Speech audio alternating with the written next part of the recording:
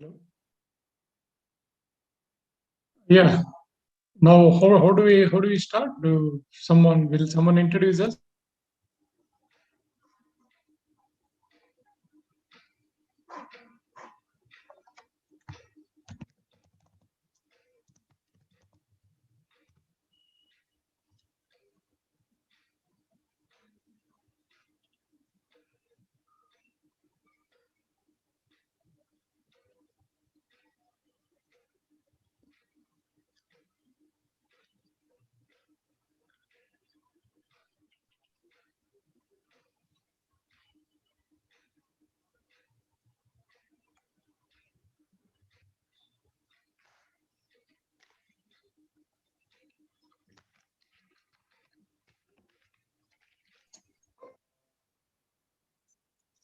Okay.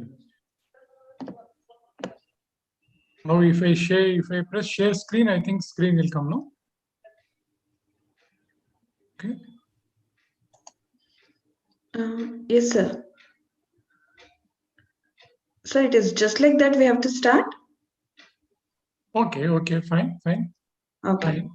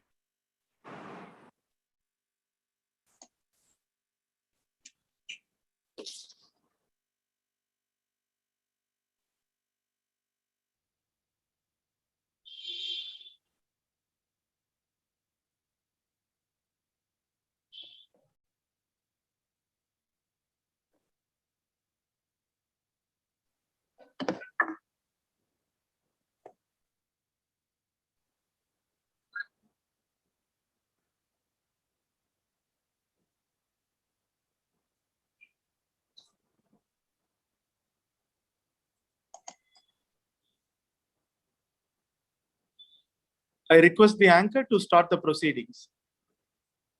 Good evening, Dr. S. Seetharamu, sir. Good evening. Good evening.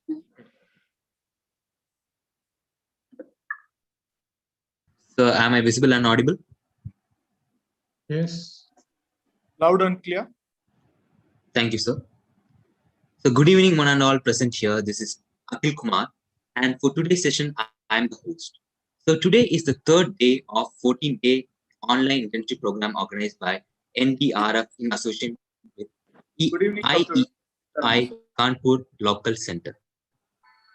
So, today's topic of this day's session is e-mobility and hybrid electric vehicle. And the speaker of today's session is Dr.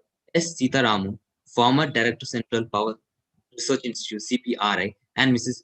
Vidya, Assistant Professor, RB College of Engineering. So I request all the participants to put their question in the chat box of our YouTube channel, and we will take the question in our third session. So please keep posting the questions and also subscribe to the NDRF YouTube channel. Now, I would like to introduce the speaker of today's session on e-mobility and hybrid electric vehicle, Dr. S. Seetharamu. Dr. S. Seetharamu joined CPRI in 1985 after serving in L&T Best and Crompton, and retired as Director of CPRN in June 2015.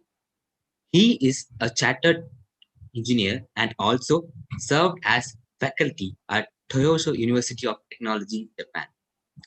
His area of expertise are power engineering with special reference to energy efficiency, environmental engineering, material technology, and condition assessment diagnosis, which includes RLA and assess management.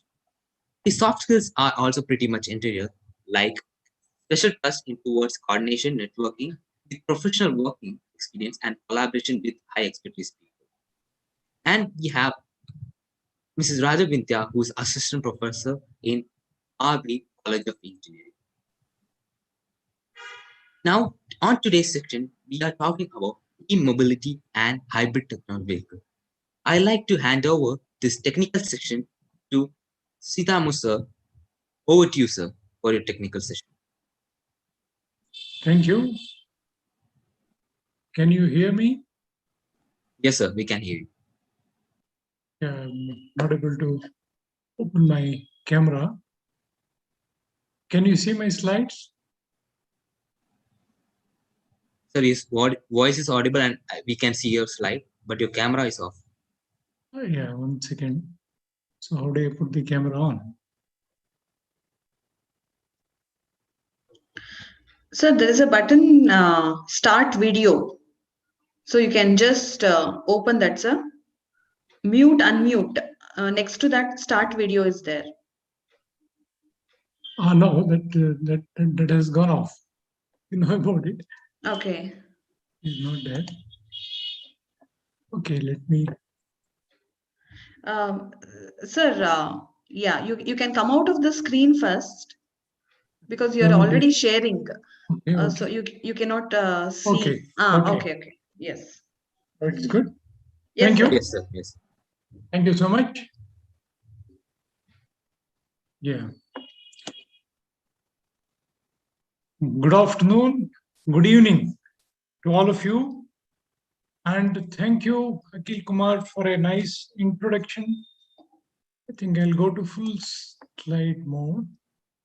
Slideshow. Yeah. Now it is okay, no? Slides are okay? You can Yes, sir. see? Okay, Yes, sir. good. You can hear me? Good. Yes, sir, we can clearly hear. Yeah. We've there was a little bit of digital distress, so it has been overcome. I'm very happy about it. Actually, I thank you again for a wonderful introduction, and I'm very much happy about the opportunity you got. All our seniors are here, including our Dr. KR. Sir, how are you? It's really good for us to address the students. I'm again extremely happy to see many students who have actually logged in and have taken interest on this subject. As has been introduced, my dear students, I am from the power engineering discipline. Though my basic qualification is mechanical engineering, as I was in CPRA for 3 decades, we was quite involved in power engineering. And I admit, my dear students, that this e-mobility is one of the most promising subjects to pursue from many angles. It is a multidisciplinary course, and this is a subject all students right from their first year, I think, should learn and also experiment. Today, this subject will be covered by me and also by Madam Rajavidya. We are together in the mobility group of RV Engineering College, which is doing very good work. All Dr. KR knows about it. And I welcome each and every engineering college to have multiple e-mobility groups. And the work done at RVC also, Madam Rajavidya will be mentioning. And my dear students, I will be spending about 7 to 8 minutes introducing this subject. And also, and let me tell you, the larger interest of this subject is for better interaction for a longer duration course. I think we should meet again, possibly for a 5-day course or a 10-day course. Yes, Most of you have been using electric vehicles. The nearest is metro. And also you would have tried already bicycles, bikes, and autos have come in. And most of you would have used cars also. It is a wonderful experience sitting in the electric cars. I'm used to the electric cars in India, as well as when I had the opportunity to go to US, Tesla too. Biggest drive towards e-mobility is towards the biggest drive towards e-mobility is owing to the pollution caused by the internal combustion engines, ICE. Because of the pollution caused by the internal combustion engines, the climate change aspects have been affected so much, and the whole world has taken interest towards electric vehicles. And electric vehicles with little moving parts results in longer life expectancy and much reduced pollution. And my dear students, the moment we think about anything electric, we immediately think about kilowatt hours, the battery degradation, the driving range, and the brake generation. And as I told you, one of the biggest highlight of electric cars is lower maintenance. And there are fewer moving parts, resulting in great long-term reliability. And the various parts of electric car, induction motor, actually different kind of motors possible. Induction motor, inverters, thermal cooling system, the single speed transmission, the battery, the regenerative braking system, onboard charger, and most important, the power electronics controller on board my computer.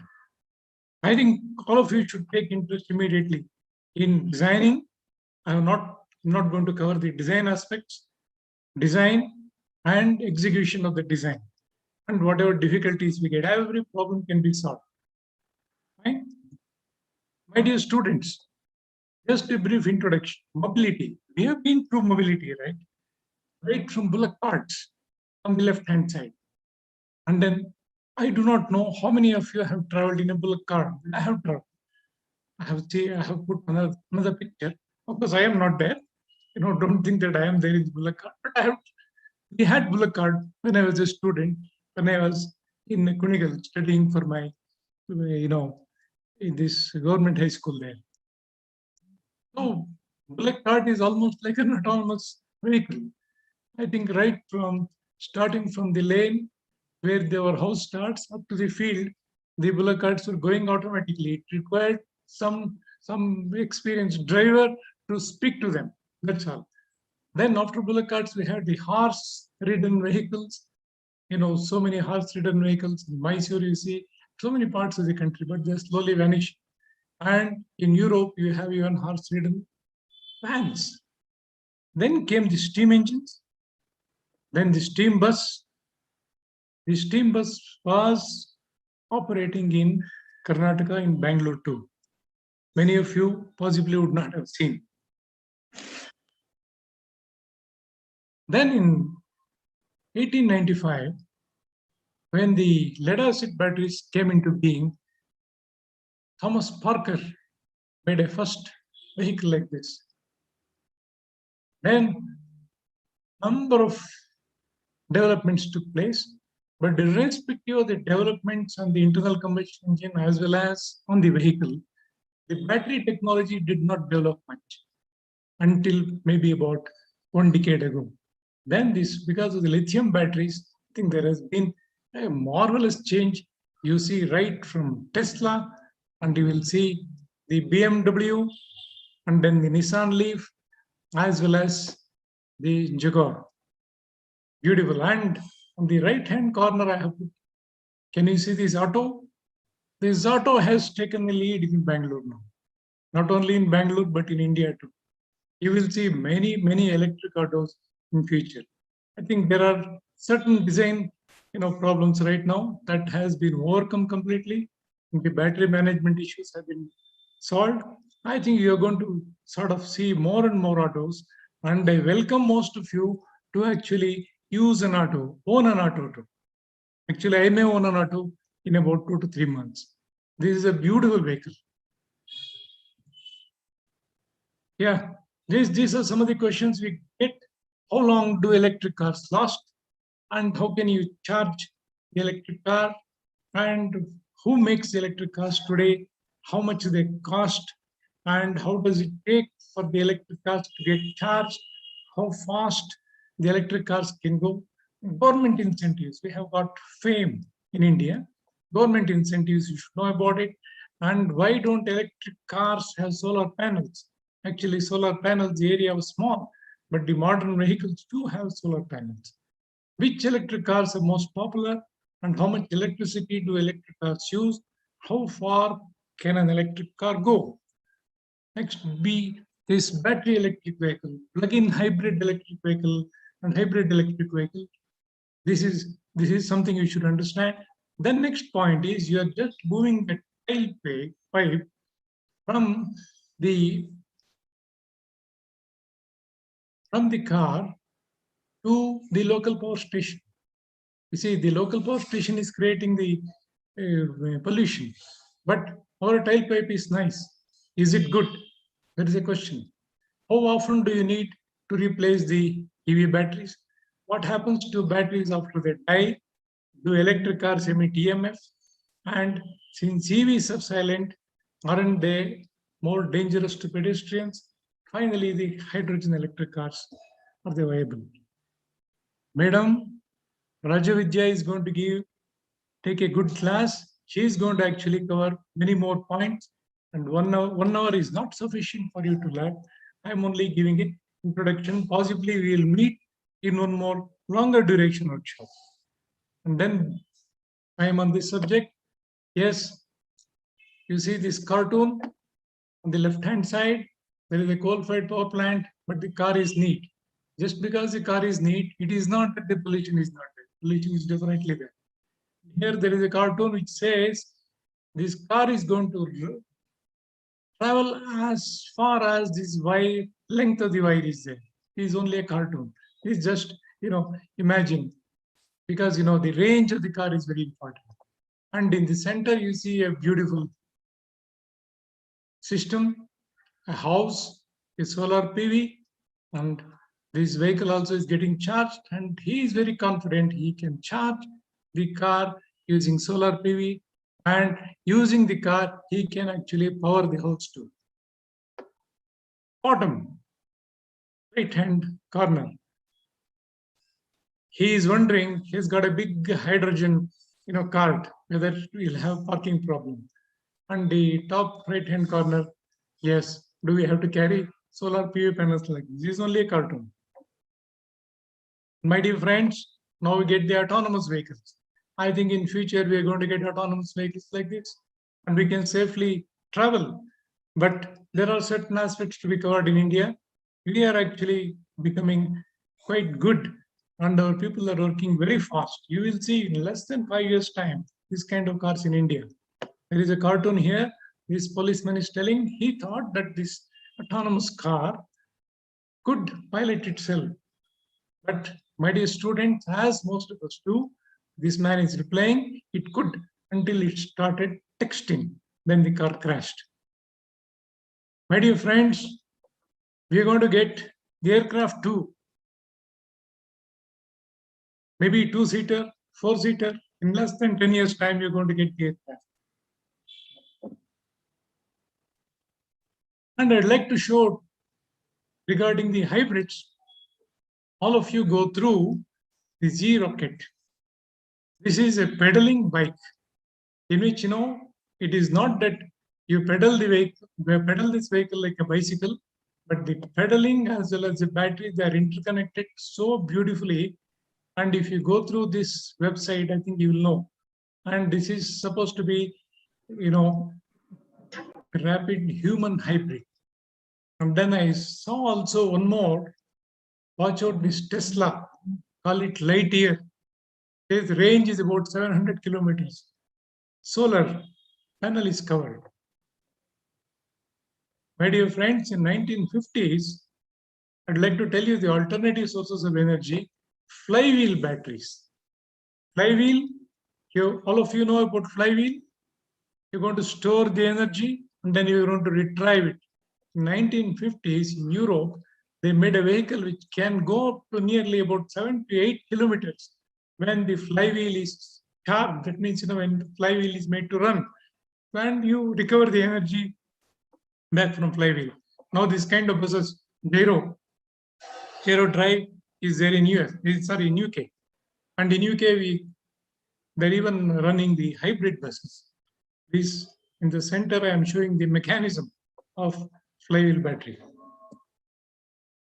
My dear students, before I end, UK embraces the hydrogen fueled future as a transport hub. Hydrogen is very safe, is going to come in a big way. By 2030, you will see the hydrogen buses and maybe even the hydrogen train also. The Indian program is actually getting managed beautifully. Hydrogen is safe to handle as a transport fuel. Unlike diesel, hydrogen propelled engine do not emit. CO2 is not getting emitted. GHG emissions will be much lower. Hydrogen can be produced economically from naphtha as the feedstock in refineries, from cocoa and gas in collieries, and possibly, preferably from biomass waste also. It offers lesser consumption rates in comparison to diesel. Hydrogen powered trains emit low levels of noise during smooth travel. My dear students, yes, we will meet again. Today, Madam Vidya is going to cover the basics of the mobility and certain aspects of the hybrid vehicles too. And also the work that is going on in RV College also will be described.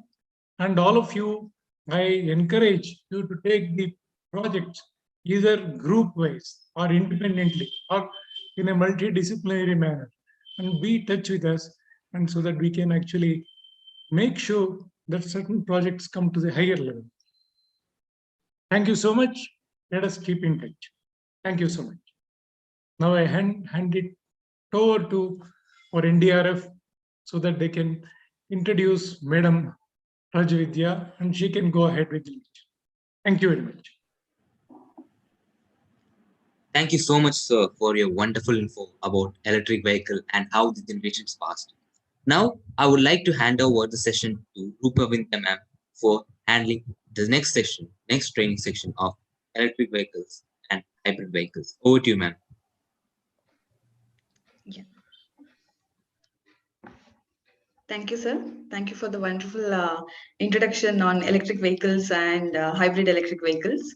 Indeed, I'm thankful for NDRF also giving me an opportunity for this invited talk. Sir, shall I share the screen, sir? Yeah.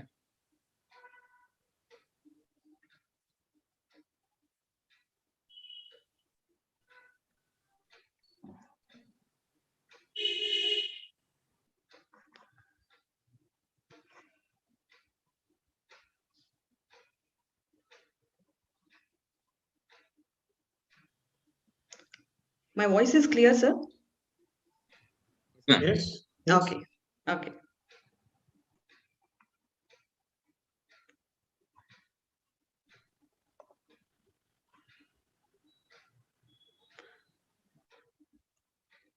So somebody has to allow me to share the screen. Oh, yeah. Akhil Kumar.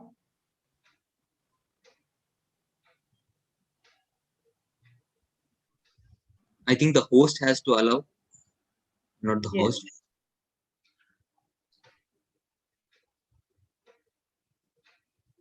Now, am I the host or has gone back? Please give to the host to the madam, sir, Vidya madam. How do I do it? Should I say stop sharing? Then it will become? Yes, sir. Stop sharing, sir. Okay. Okay. Sir, apart from that, you have to give host control to me, sir. How do I do that?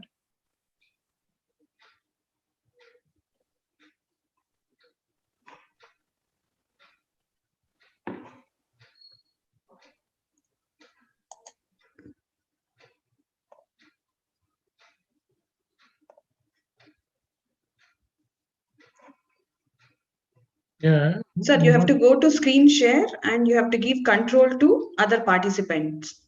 Okay.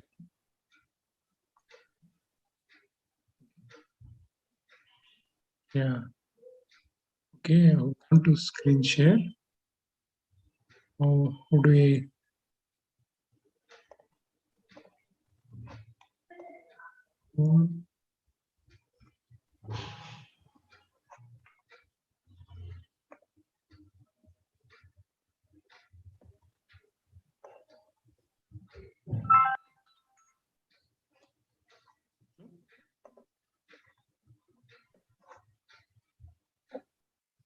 Hello?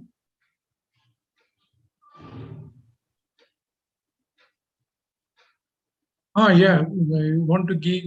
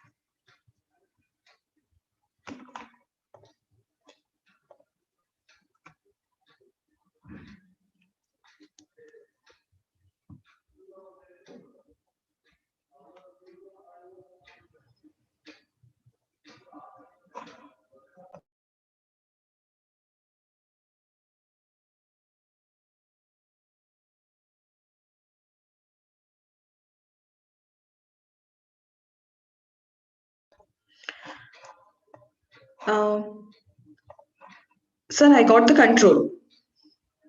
Yeah, it is done. I can share the screen.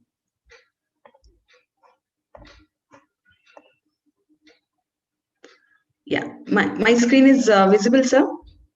Yes, ma'am, your screen is visible now. Okay, yeah. Thank you, Seetharamu, sir, for providing me this opportunity. And I thank NDRF Forum also for providing me this opportunity to discuss on the hot and happening topic, that is e-mobility and hybrid electric vehicle. Thank you, sir. Yeah.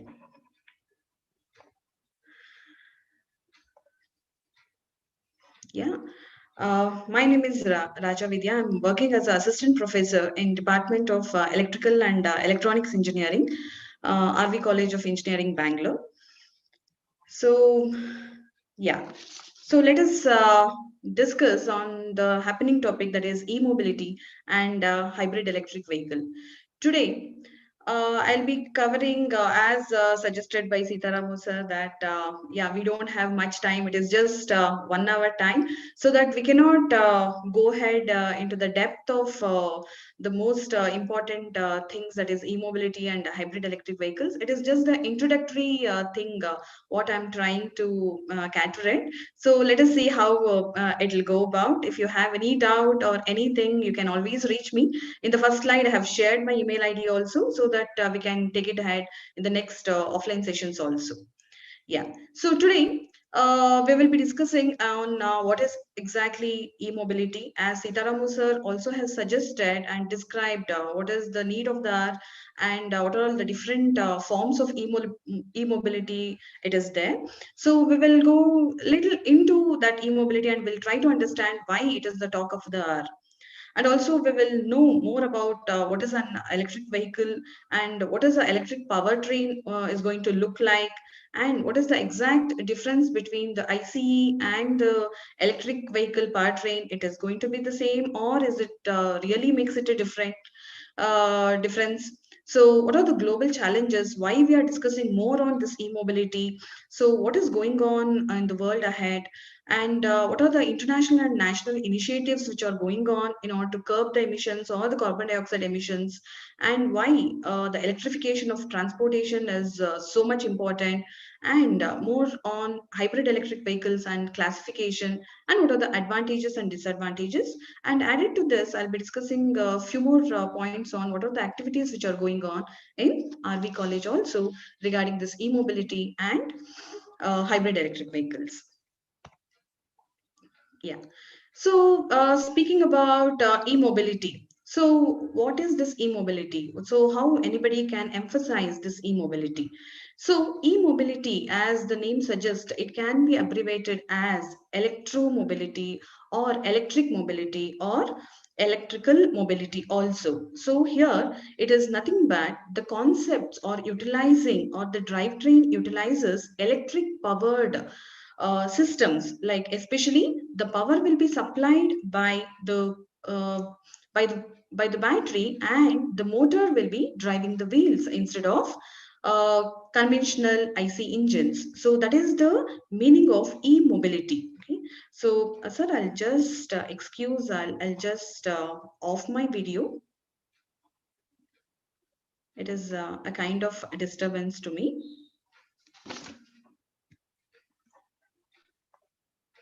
Just a second. Yeah.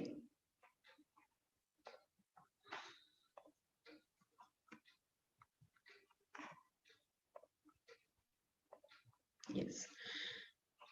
So that is what we were discussing on e-mobility. So it is electrically powered technologies which will be driving the modes, driving the wheels, and hence it is called as e-mobility.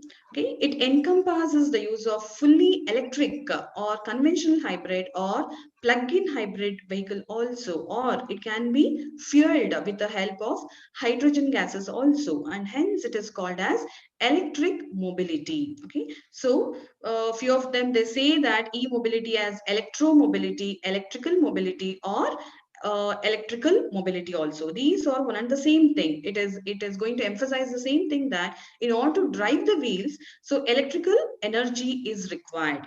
So if we join that with ordinary conventional vehicles, it will become hybrid. But one of the energy source is going to be that is the battery, and hence it is called as hybrid electric vehicles, where it is a amalgamation of ICE and also battery system, we can call it as. Okay. Yes. So now, yeah, like we are speaking about this transportation and different kinds of e-mobility or hybrid electric vehicles and all those things. So basically what we are expecting, so all these things are part of transportation requirement. And transportation, if we speak about, there are many considerations what we have to look into. So the first thing is we definitely look into the speed. We have also considerations on the safety and the range especially. So there is always a saying, right? Kitna deti hai, right? That is a phrase what we use generally. So if we look into any of the vehicle, what is the kilometers, how many kilometers it will be, it is going to cover per liter of petrol or diesel, right? So range is going to be a definitely considerative factor in order to choose any of the transportation system. And also when we are speaking about the safety, range, cost is also going to come, right? So it has to be economical, it has to be, the fuel efficiency has to be very very great, right? And cost also should be very very less, right? And also protection, from external environment, isn't it? So it has to be sturdy, it has to undergo all the safety requirements and all.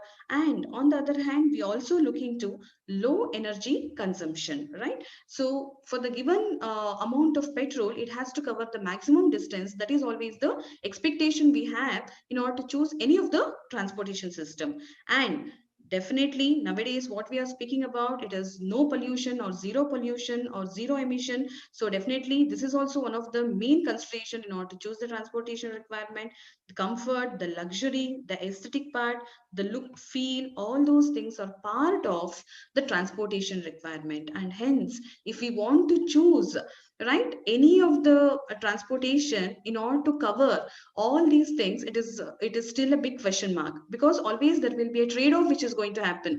If we have to manage on the range, definitely we have to compromise on the cost, or if we have to manage on the safety, we have to compromise on the speed, like that. So there are different considerations will be there as a transportation requirement. So if that is the case, how we have to manage this with respect to e-mobility or hybrid electric systems? Got it? Yeah. So if we speak about the vehicles which are part of e-mobility, what and all considerations are going to come? As Seetharamu sir has already explained, like there are different things that are part of e-mobility. To name a few, I have just listed few points here. That could be drones or unmanned aerial vehicles, right? We cannot have a plug-in system, or we cannot run through an IC engine and all. Naturally, it has to be battery operated vehicles, and hence these are all part of e-mobility system. Similarly, electric bikes, which are all more often called as e-bikes, electric helicopters, electric hoverboards, right? So, and electric planes and all. Recently, you must be wondering, they have already experimented on electric planes, right? We have recently seen few of the videos which are very viral in WhatsApp and also in other social medias, that they're experimenting on electric planes and all. Got it? So it is need of the different research are happening in order to increase on this e-mobility forum. Definitely, there is always a scope on electric ships and oil tankers, also heavy vehicles, electric vehicles which are part of buses, cars, vans, and planes. So all these things can be considered under e-mobility. Got it? Yeah. So if we speak about e-mobility, what are the main driving factors of e-mobility? Why we are choosing this e-mobility? Why we are speaking about this e-mobility? So definitely, since we are speaking about electric mobility, there are no tailpipe emissions, and hence it is zero emission. Naturally, it is good example for environmental friendliness and the targets, isn't it so? So that's why the image what we are depicting is, so there is no emission here, and hence it is environment friendly, we say it as. And it has legislative compliance, means it is all the considerations what it has to meet the compliance it is meeting. So especially with respect to the road emissions, what it is happening. If you take the urban population in the world and also India, more than quarter, right, the emissions are happening in urban cities, especially through this road transportation sectors only. And hence, if we reduce the emissions which are happening because of this road transportation, so there is a remarkable difference what we are giving it to the nature in terms of carbon dioxide, in order to reduce the carbon dioxide emissions. Got it? And hence this e-mobility is taking care of all the compliances what is there for the road transportation, or it could be for that matter any kind of transportation system. Similarly, yeah, except the battery part, if you speak about, it is coming up with reduced pricing. Definitely, the talk of the hour is the battery. So as I iterated, so except the battery system, right? Because yeah, it is definitely challenging thing to accommodate the batteries at reduced cost. So except that, so all other parts which are very very economical, we say that, okay. And hence e-mobility, as we take the systems like car or local buses and all, it is always coming at the reduced cost, and it is always taking care of the regulatory and the standard compliance. and it is always switching from the fossil fuels, definitely, right? So we definitely can think of preserving this fossil fuels. It could be petrol or it could be diesel for the future generations. Okay, it could be on the coal also. On the generating side, we can definitely preserve to the maximum extent if we choose the electrical energy production to the renewable sectors also. Got it? And in this way, so all these factors add to the main drivers for e-mobility. Definitely we can think to go ahead and explore more about the options which are there in e-mobility. So if we speak about e-mobility, first thing comes into mind is what is an electric vehicle, right? So that is the primary thing what we have to understand. So electric vehicle, as the name itself signifies, that the vehicles which are driven with the electrical energy are called as electric vehicle. So the energy source could be taken from the grid, right? In the form of battery, the battery has to get charged, so the charging infrastructure will be provided or taken from the grid, and hence it is called as electric vehicles. So these electric vehicles are to be charged, right? So definitely it requires a charging infrastructure, right? It could be as different kinds of charging infrastructures are available, like AC level 1, level 2 chargers, level 3 chargers. On if we speak about the DC fast charging facility, that is also available, fine. And nowadays, what is the talk of that? It is wireless chargers. We don't want to hassle with the cord or the wires, and hence it is wireless chargers are also available. But the total summary is we definitely require a charging infrastructure. So without which we cannot think of running electric vehicles on road. It is just similar requirement what we require for ICE vehicles as petrol pumps and all. So for refueling of the fuels, how we require these petrol pumps, similarly in order to charge the electric vehicles, we definitely require a charging infrastructure. Got it. So few of the vehicle types that require the charging infrastructure, so that can be categorized as all electric vehicles that require the charging infrastructures, hydrogen fuel cell vehicles, right? It is also it comes under the category of hybrid electric vehicles, where it is the fuel cell vehicles is a part of hybrid vehicle. So that also consists of the battery system, which in turn requires charging infrastructure. Similarly, hybrid electric vehicles. So if we speak about hybrid electric vehicles, the combination could be many, like gasoline IC vehicle can be combined with the battery, or the diesel IC vehicle can be combined with the battery, or battery and the fuel cell vehicles. So battery and the flywheels, as Seetharamu sir was telling, right? Battery and the battery hybrids, different kinds of battery also can be used. And similarly, the plug-in hybrid electric vehicle. So all these kind of vehicles require definitely a charging infrastructure. So if we speak about this electric vehicle, so how a vehicle achieve electric mobility? What are the basic requirements for electric vehicle? So if you look into the screen here, like the main driving factors are, so the energy will be supplied from the battery. So battery provides the energy to the motor controller. Motor controller control the drive motor. In turn, with the reduction gear ratio, it will be driving the wheels. Okay, the part or the necessary parts of electric vehicle are very very few, unlike ICE vehicle. If you look into ICE vehicle, the number of parts associated with are very very huge, right? And it is very highly complex system in comparison to electric vehicle. So if we say about electric mobility, so the main requirements are the battery, the motor controller in order to control the wheel aspects of the motor, right? And the reduction gear system. So only these are the few requirements what we have or what we can speak in terms of electric mobility, right? So if we open an electric vehicle and if we want to understand the entire structure or the architecture of the electric vehicle and what are the other associated parts other than the main drivetrain model, so let us go one by one.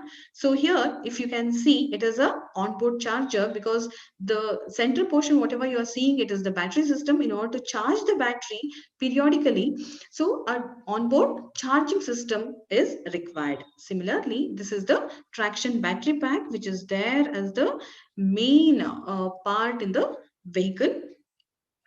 It is the electronic motor controller is there, because so as the battery is going to get charged from the power grid, so battery is going to supply to the motor through the motor controller, right? So after the battery, motor controller is the one which is going to come, and this motor controller will be connected in turn to the electric traction band.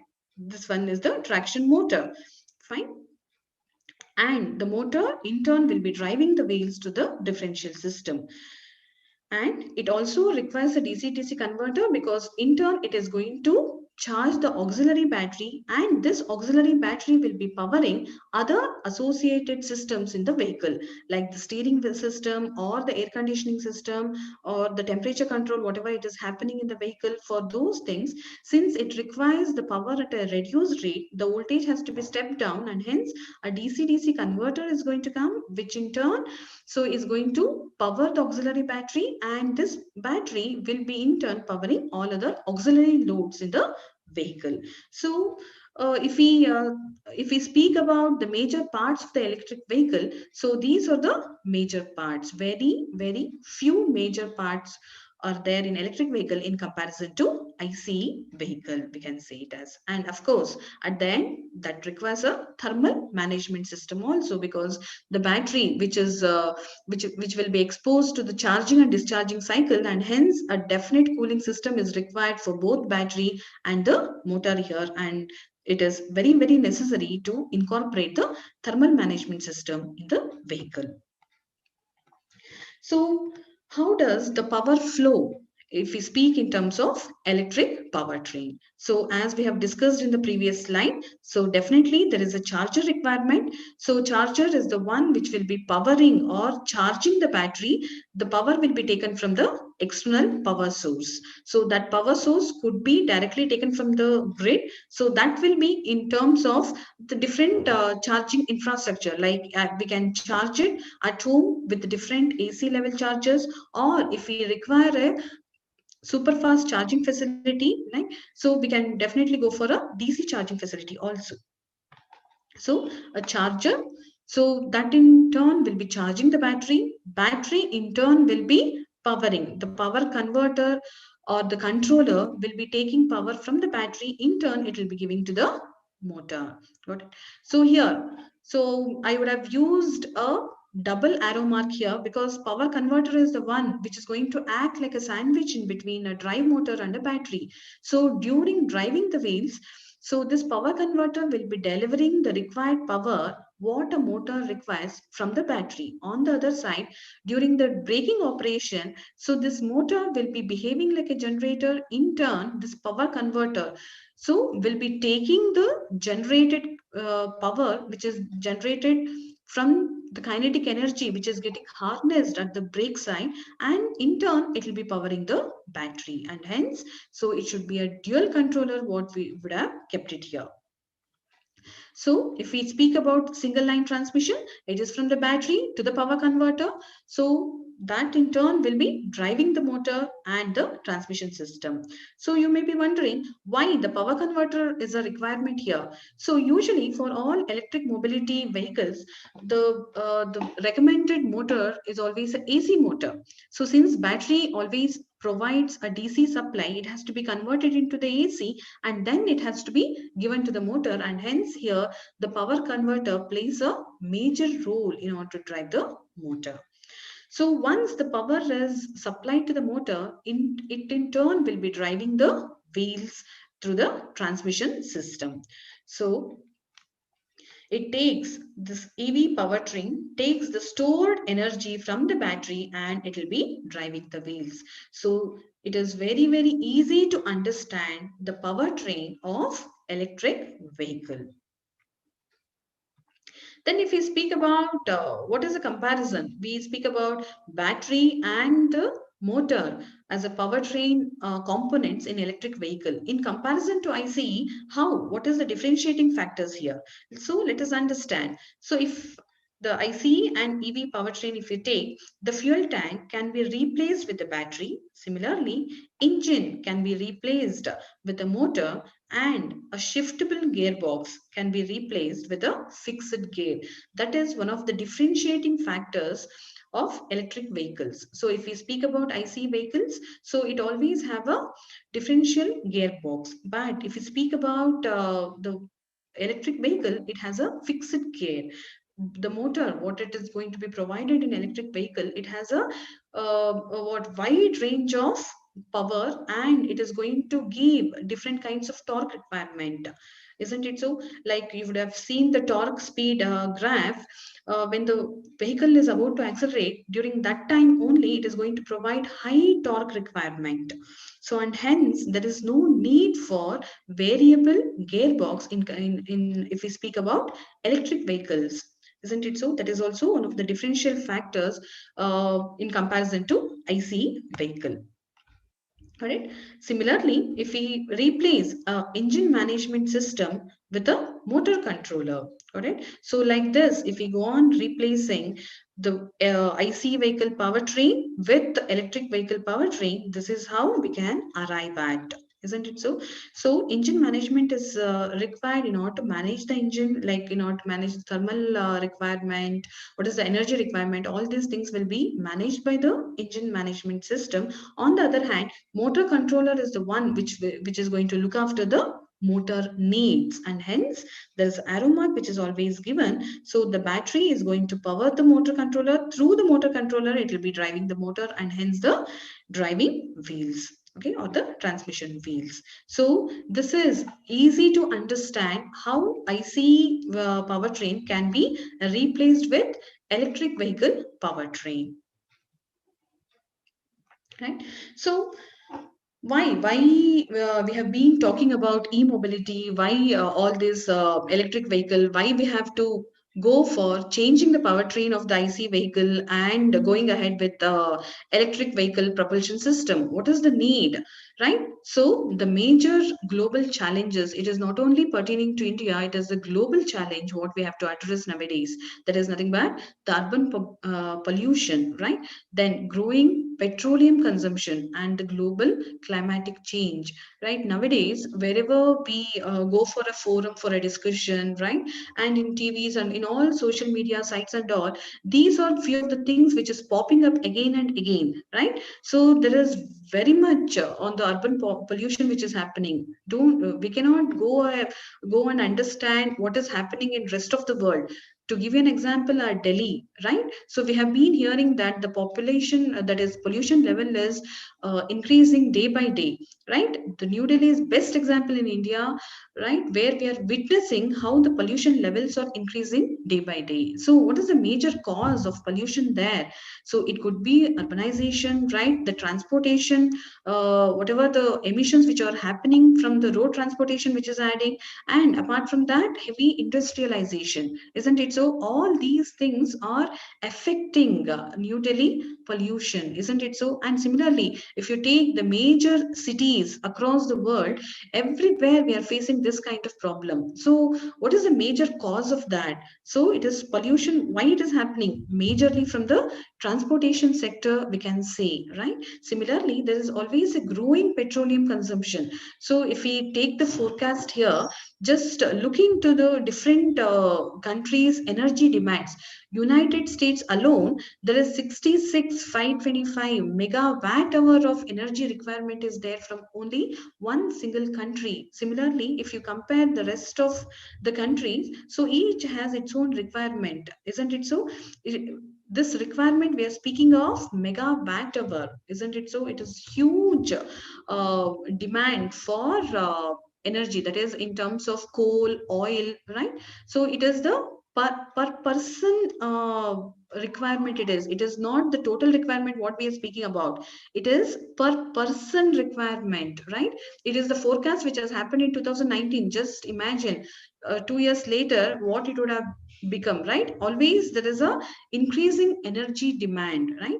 So that is happening. So we have to curb on this. We have to definitely stop on this growing petroleum consumption, because we may stand one day that there are no more petroleum reserves which are available. Everything would have been exhausted. So we should not go to that state of telling that nothing can be done at this stage, right?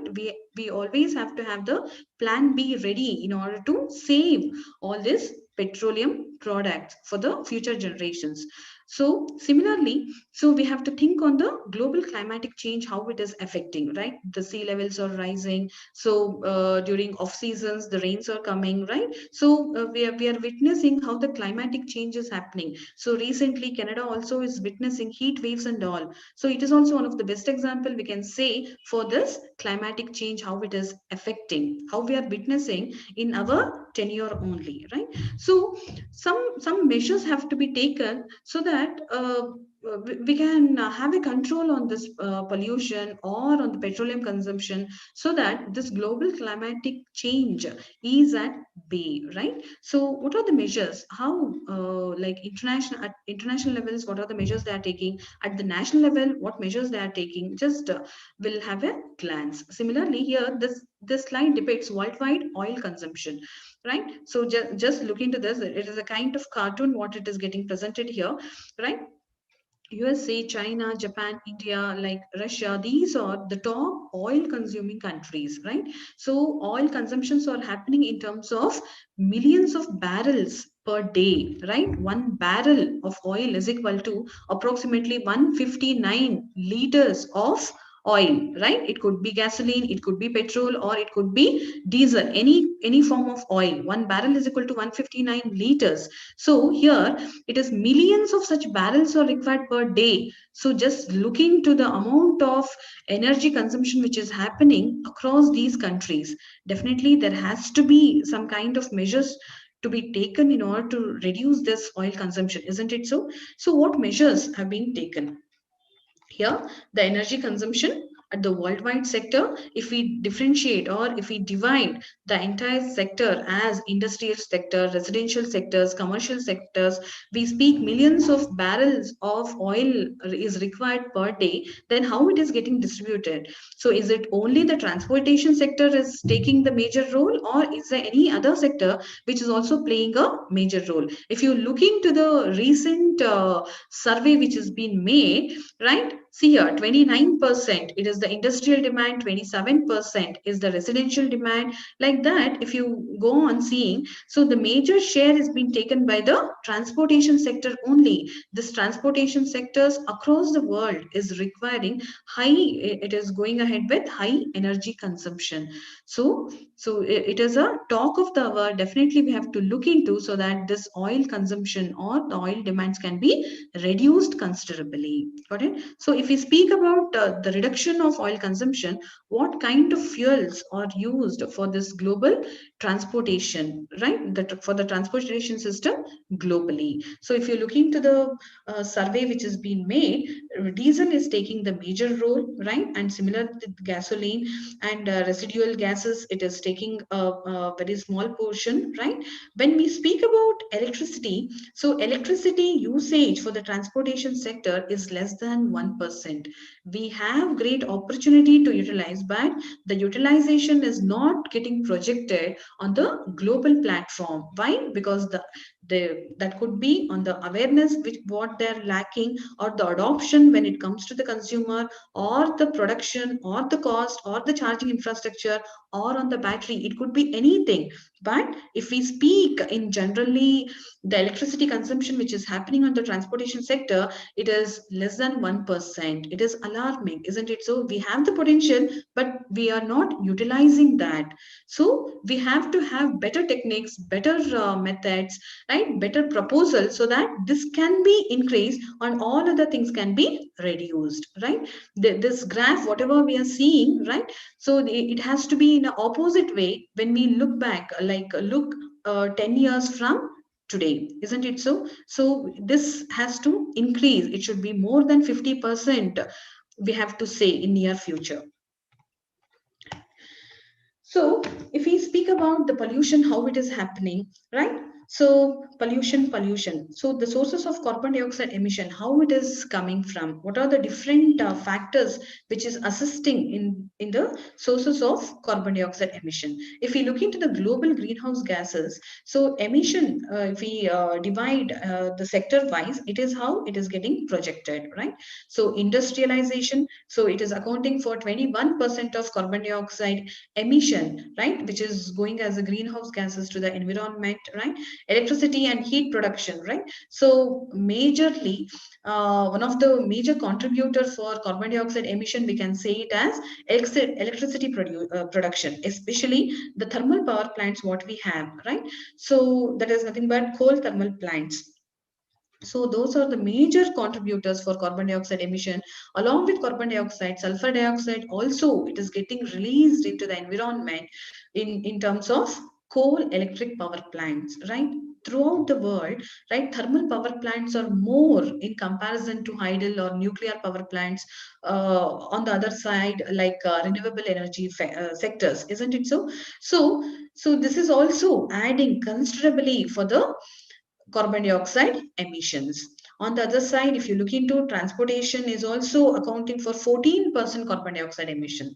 So we have something to do with the transportation industry, and hence we can add some value so this can be reduced, isn't it so? So how we will see here. So if we speak about the transportation sector, so in this also, what are the major contributors? Whether it is the light duty vehicles or the medium duty vehicles, or from the aviation industry it is happening, or the rail transportation system. No, the major contribution, the carbon dioxide emissions in the transportation sector, it is getting added by light duty vehicle, right? So the personal vehicles what we have, two-wheeler, three-wheeler, four-wheelers, it is accounting for 47% of carbon dioxide emission in comparison to all other vehicles. So definitely it is in our hands to control this, isn't it so? It is a prediction which has happened in 2018. So if we forecast it for 2000, that is 2040, so this is how it is going to be, right? So the medium or the heavy duty vehicles is going to take the major share compared to the personal vehicles, isn't it so? The light duty vehicles. So we have to definitely decrease on this carbon dioxide emission. So if we think on the global platform, how the emissions are happening, so 24% of carbon dioxide emissions from the transportation globally it is happening, right?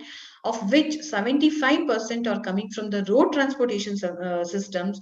And in that also, if we further divide, especially 65% are coming from personal vehicles, like especially from the cars, right? So especially in US and UK, right? So it is accounting for major pollution, especially the carbon dioxide emissions which are contributing, isn't it so? So what is the best solution what we can propose?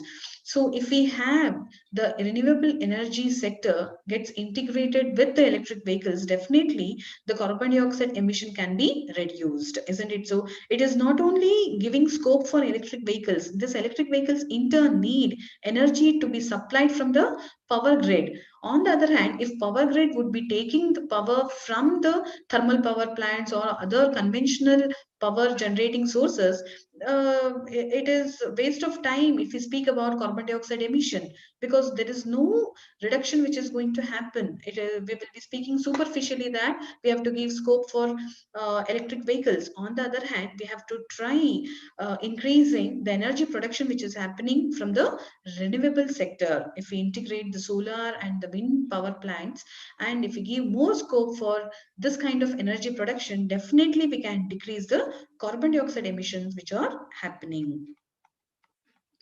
So after speaking about the global challenges, how to reduce the carbon dioxide emissions, let us see if we speak about the IC vehicles and the electric vehicles, what are the drawbacks of that? How we can migrate from IC vehicles to electric vehicles, right? So the key drawbacks of IC vehicles are high energy consumption, isn't it? So if we take the petrol or the gasoline or the diesel, so high energy consumption is going to happen. It is not economical. The fuel economy will always go for a toss if we go for this kind of IC vehicle. Yeah, you can say that nowadays all the vehicles in comparison to electric vehicles, right? It is all IC vehicles is only on the road. How it is not economical? Yeah, if we see the fossil fuel reserves, right, and the usage, it is not economical. In that perspective, it is not economical to use these many IC vehicles on road which uses all these fossil fuels, right? It in turn give aid to high emission, right?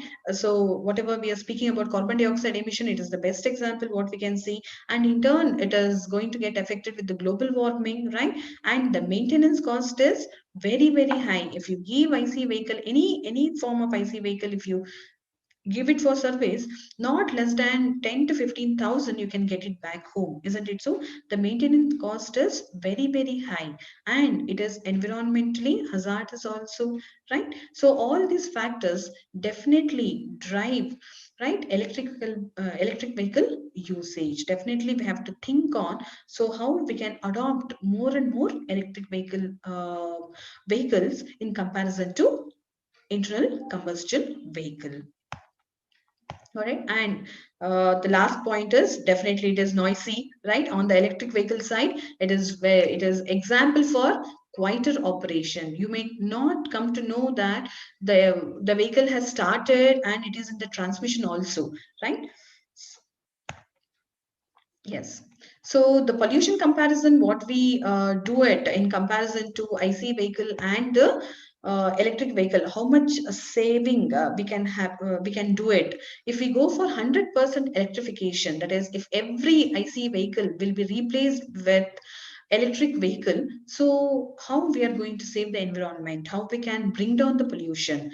So the carbon dioxide in air linked to global warming would be cut off by half, definitely. Because so you may wonder why it has to be cut off by half. It should be zero, isn't it? So no, we cannot say this as zero, because on the other hand, in order to produce the electricity or to generate electrical energy, on the other side, we are still dependent majorly on thermal power plants. If we have a say on that also, definitely we can say at this time that the carbon dioxide emission will be zero if we adopt or if we integrate with renewable energy sources. So, and hence now at this moment of time, we say that if we replace every IC vehicle with an electric vehicle, so definitely carbon dioxide emission will come to half. Got it? On the other side, it is also aiding nitrogen oxides, right? Greenhouse gases. It is one of the greenhouse gases which is responsible for global warming, right? It is also will be cut by slightly depending upon all government regulatory bodies or the emission standards. So for IC vehicle, for the maintenance and all, we will be using the crankcase oil. If we replace that with the EV, that kind of waste oil will decrease, isn't it? So we may not have to use this crankcase oil for the engine maintenance or and all if we replace that with electric vehicle. And there will be considerable noise pollution which is going to happen. Nowadays, if we think, we cannot stand for more than 5 minutes in any of the junctions, right? So all the vehicles will be honking, and so everybody they will not switch off their vehicles when they're standing in the traffic and all. Like one or the other vehicle will be on, and it aids in huge noise, isn't it? So this electric vehicle definitely reduces the noise pollution because it is an example of quieter operation. Got it? And the thermal pollution by large power plants would increase with increased EV usage. Yeah, that is also there. That is the reason I told that carbon dioxide will be cut by half, not zero, because we are still banking on the thermal power plants. Got it? Yeah. So if we speak about thermal power plants, definitely the sulfur dioxide level also would increase if we increase the thermal power plants in a larger scale. That is also an alarming thing, because on the other side we are using coal as the major fossil fuel for thermal power plants and all, and the major byproduct what it is going to come from that is sulfur dioxide, and it is also very very alarming, which is adding to global warming, right? It is also one of the greenhouse gases, carbon dioxide, nitrogen oxides, and sulfur dioxide. So definitely we have to think on usage of thermal power plants. On the other hand, we have to increase more and more solar power plants, on the wind power plants, right? All other renewable energy sources. Right. So if we speak about like, we have been speaking that has to be reduced, this has to be reduced, the energy consumption has to be low. Then what are the initiatives which are taken globally at the international level, and what are some of the initiatives taken by our Indian government in order to reduce this pollution? Right, so we'll just have a look into that. So the international initiatives which have been taken at the global level are some United Nations Framework Convention on Climate Change, right? So here they speak majorly on the reduction of carbon dioxide emissions. So many, more than 100 countries, they have participated and they have signed an agreement that, because more and more countries are going towards the industrialization, that in turn will affect the climatic change, because many emissions is going to happen with urbanization and industrialization. So they have agreed a pact that they are going to reduce on the emission, but still it is not reflected on the global front. And similarly, the Kyoto Protocol, they also speak about reduction of carbon dioxide emissions, and they have signed an international carbon action partnership. So this also has happened at the global level in order to reduce the carbon dioxide emission, global environment facility, and the one more thing, Muslim 7-year action plan on the climate change. This is also has happened. Yeah, like many initiatives have been taken care at the global level, but gradually it will be reflected at the environment, right? We have to wait and watch how it is getting affected. So on the Indian government initiative side also, so it has taken many initiative like National Solar Mission, right? Enhanced energy efficiency, mission on sustainable habitat, smart cities, right? Smart transportation, like a national water mission has come. So there are different schemes being proposed by Indian government in order to reduce the carbon dioxide or other harmful greenhouse gases emission to the environment. So apart from that, one of the famous government initiative in order to introduce or give importance to electric vehicles, that is FAME India, isn't it so?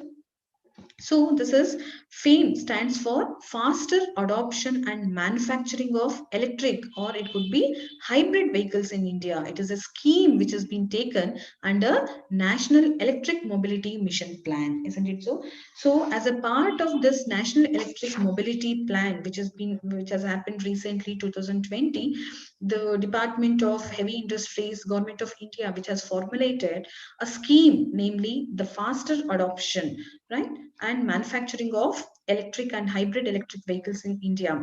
So it is intended to support hybrid and electric vehicles market development and its manufacturing ecosystem. So why all these things? It is introducing all this scheme to achieve self-sustenance at the end of stipulated period, because you would have heard a recent policy that by 2030, so most of the vehicles on road should be electric vehicles, right?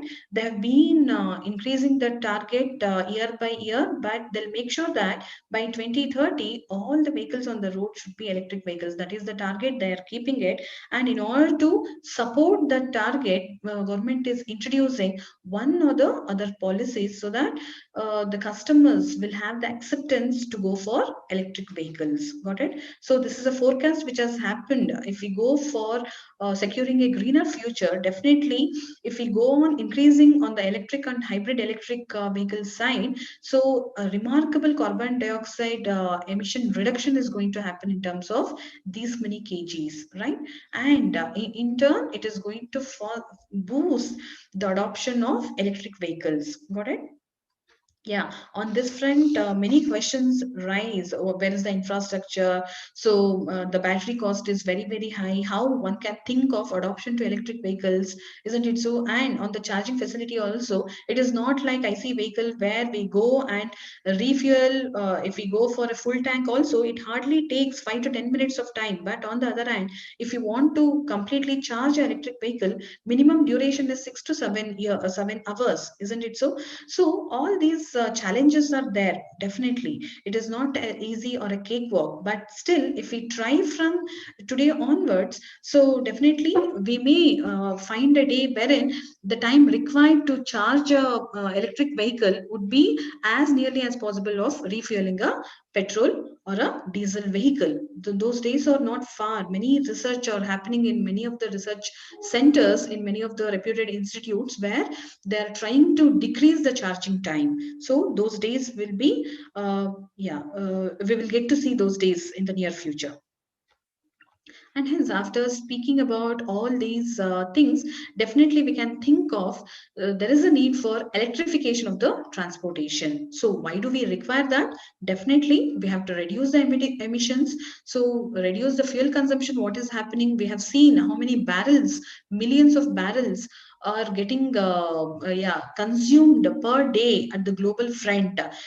So there is a definitely need to reduce the fuel consumption, meet the regulations and the standards, and meet the increasing electric power demand. If we are telling that, so more adoption has to happen on the electric and hybrid electrical front. On the other hand, we have to meet the electrical power requirement also. So we have to give more emphasis on the renewable sector.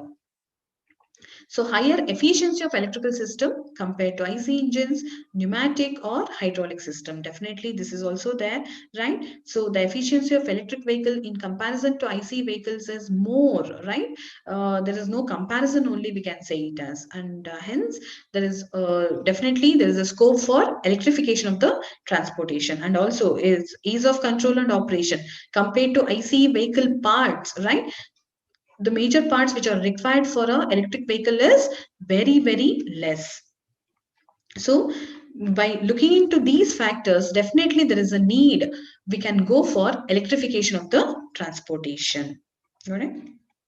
Yeah. If we speak about electrification, first let us understand. So what is the electric vehicle? Then we'll go ahead with hybrid vehicles. As it has been told, it is an introductory session. So more in detail, we will discuss if we have separate sessions.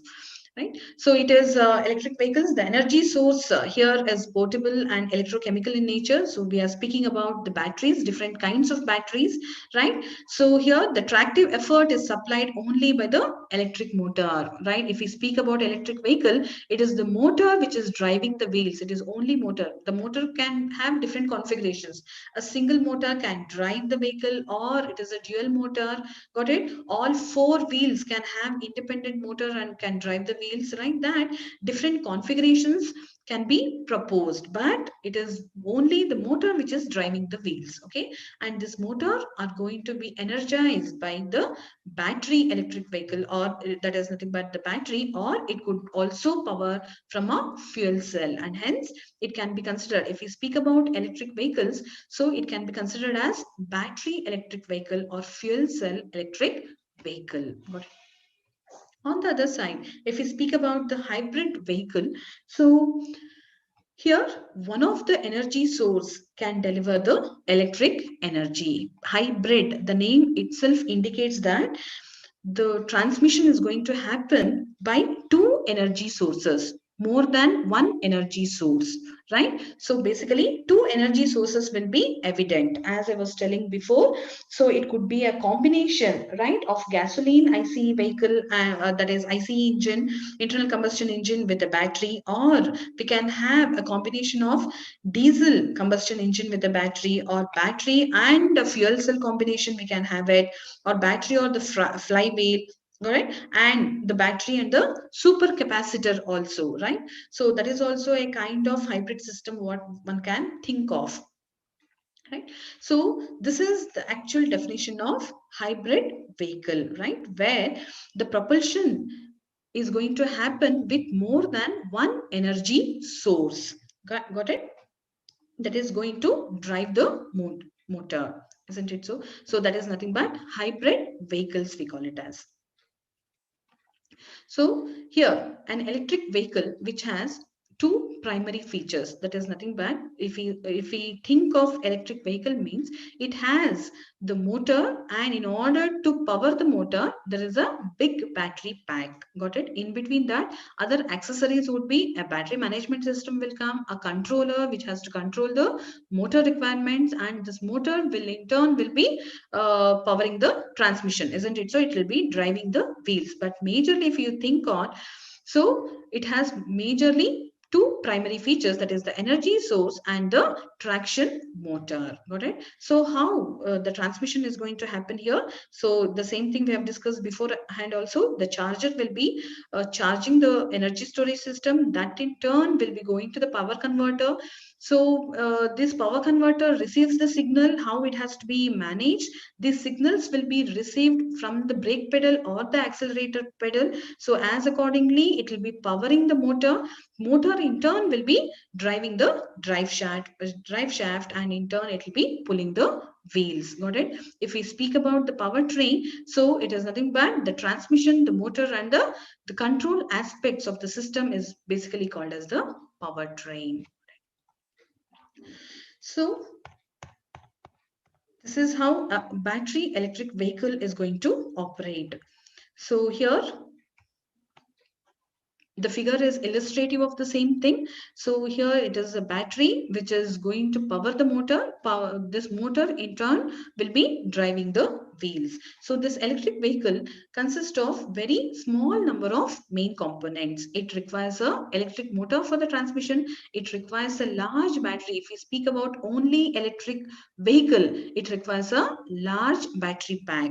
It requires a AC-DC converter in order to give power to the motor. If we are going to use what kind of motor, it is a three-phase induction motor, SRM motor, PMSM motor, BLDC motor. In earlier vehicles the DC motor also was used.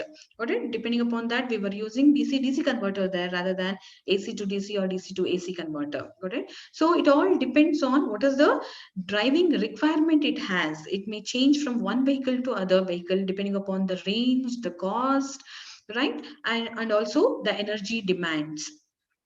And it also requires fewer electronics also, like the BMS system. It is required the motor controller part in order to control the motor, like that. Fewer electronic systems are also required, but majorly it doesn't require any of the fuel tank. Since we are speaking about only electric vehicle, it doesn't require any fuel tank, and hence since no fuel tank, no IC engine, and hence no tailpipe or the exhaust system here. So if you look into the electric vehicle, it is very, very simple system to understand. On the other hand, if you speak about hybrid electric vehicle, it requires a, so here everything will be compromised. It is just like squeezing everything, because always there is a compromise.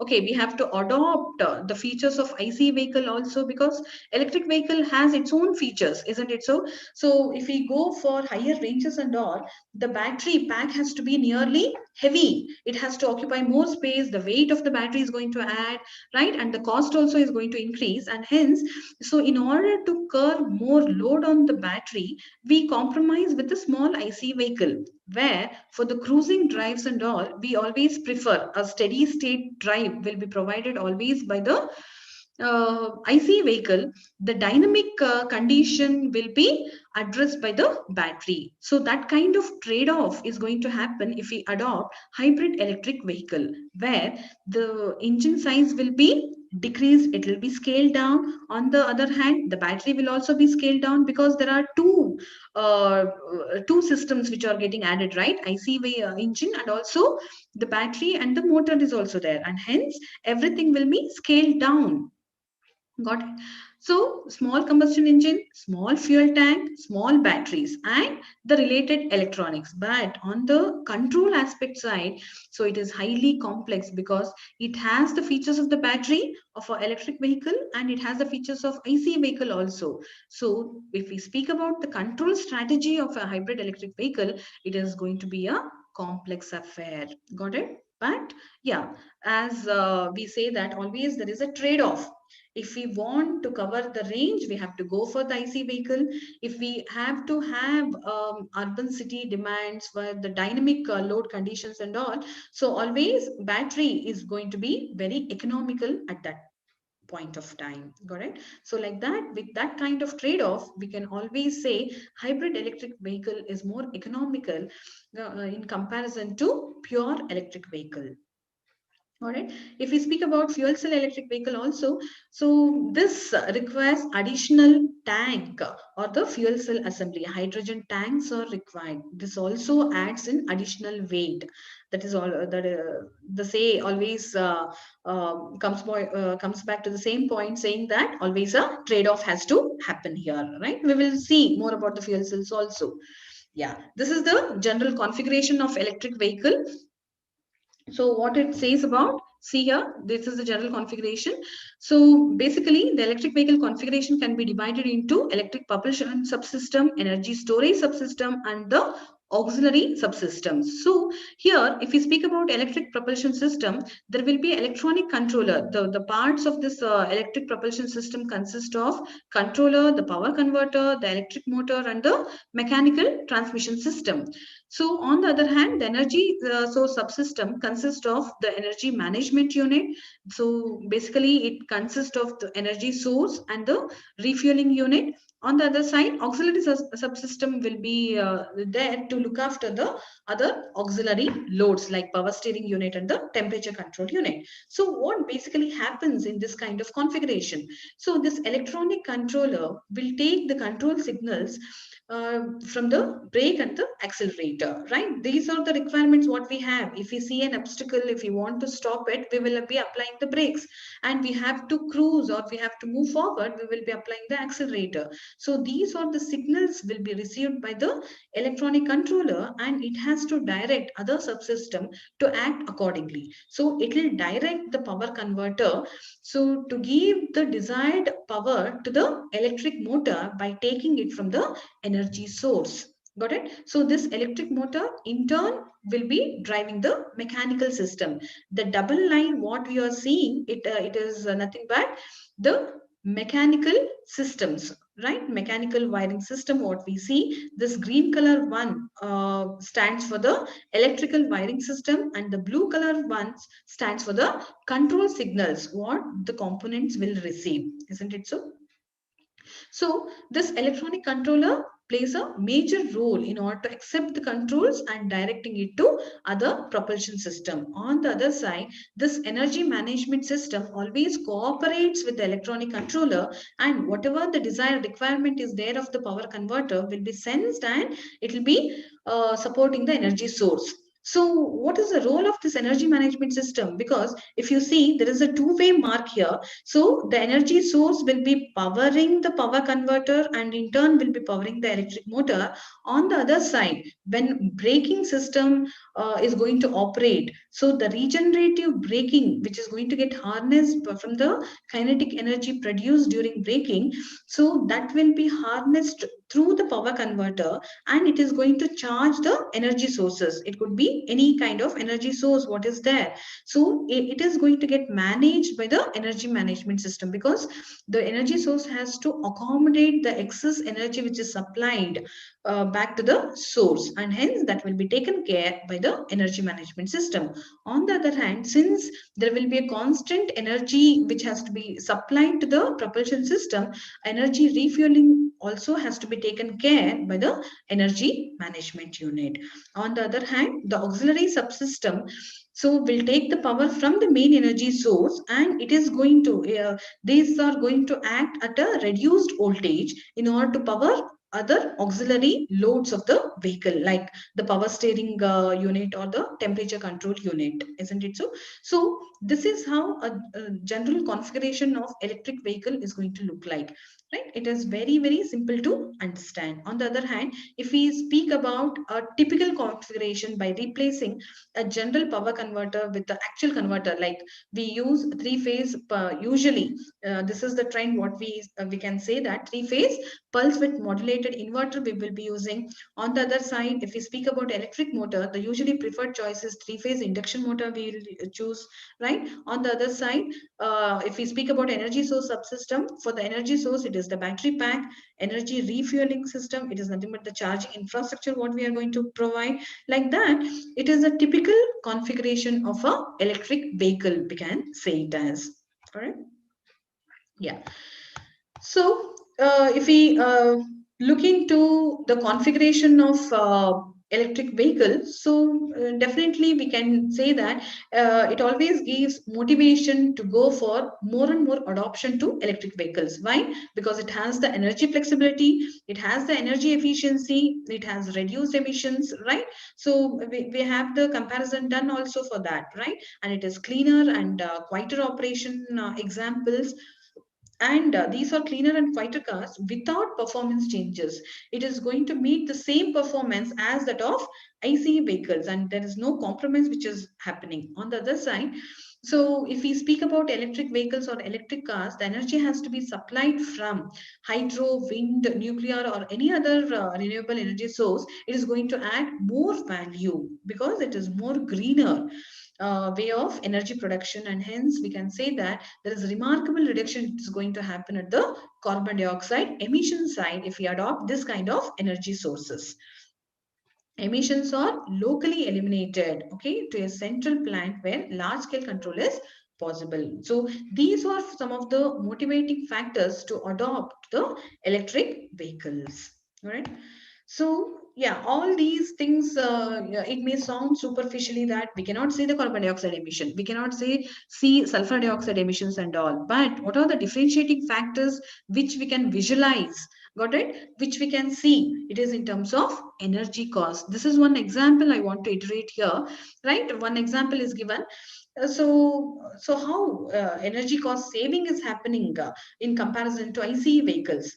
If we take, for example, the electricity is at 2.32, that is the at for 1 kWh, so it is rated at 2.32. And if a car consumes 175 watt hour per mile, right? For 1 mile duration, it is going to consume 175 watt hour. Then, if a car, right, it is going to cover 14,500 miles in a year, what is the energy cost what we have to pay? So if we see that, if we multiply with all the necessary factors here, per year energy cost is approximately 5,800, right? If we rate the per unit charges are 2.32, it may sound like superficial, right? This is not available at this rate. This is an example which is given, right? If we increase this, if we take the present trend of one unit charges at one slab is equal to 4.10 rupees per kilowatt hour, then say suppose if a car have taken the higher scale only, that is, if a car consumes 180 watt hour per mile also, in 1 year duration, it is going to cover 15,000 miles. Then what is the cost? It is just 11,070, isn't it so? So can we think of this kind of 1 year cost if we use IC vehicle for 1 year? No, right? So one maintenance charge once we leave our vehicle for servicing, so the cost is more than this, right? And can we think of this kind of cost reduction it is going to happen in order to cover thousand, that is 15,000 miles in a year? So there is no comparison at all. It is just one of the factors I wanted to iterate here, right? There is no comparison with respect to IC vehicle in terms of energy cost. Got it? And this is very evident. And similarly, if we speak in terms of gallons also, right? Gasoline. So here also, so just looking to the things here, the energy cost is coming to $0.024 per mile, right? If you are using at this rate, Got it? The gasoline is charged at $3.3 per gallon, and a car is going to achieve 30 miles per gallon.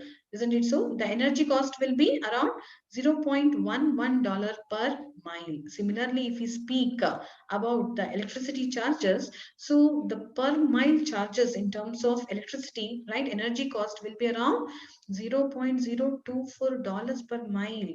So this is not going to get digested, right? We cannot accommodate this figure at all, right? So it is that cheap, we can say it as. Got it? And these are the tariff plans if we charge the battery system during the daytime, and the cost will be still more reduced if we charge it during the night time. Isn't it so? It will be less expensive if we keep the battery for night charging. Isn't it so? It is so flexible, so accommodative, we can say it as, right? So the same thing, to just visualize what is 1 gallon of gasoline. So 1 gallon of gasoline has about 37 kilowatt of hour of energy, that is equivalent to 185 miles equivalent, we call it as, right? So 1 mile, all of you are aware of, it is equal to 1.609 kilometer, and 1 gallon of gasoline is nothing but approximately 3.78 liters of gasoline, we call it as, right? So this is what the forecast is. 1 mile per gallon is equal to, that is 2.35 liter per kilometer. Got it? So it is 10 miles per gallon means 4.3 kilometer per liter. It is just equivalence what we want to give in terms of gallon, miles and kilometers. Got it? Yeah.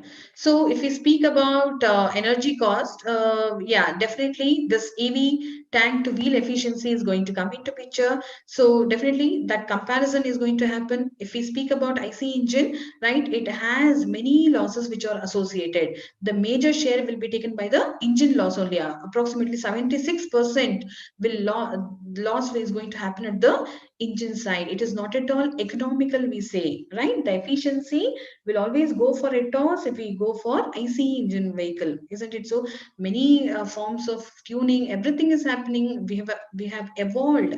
If we speak about IC engine research, whatever it is happening, more than 100 years the research is happening, and we have got the finest of finest engine which is available in the market nowadays. But still, if we speak about the engine loss, we don't have any say on that. It is still enormous engine loss which is happening at the ICE engine side, right?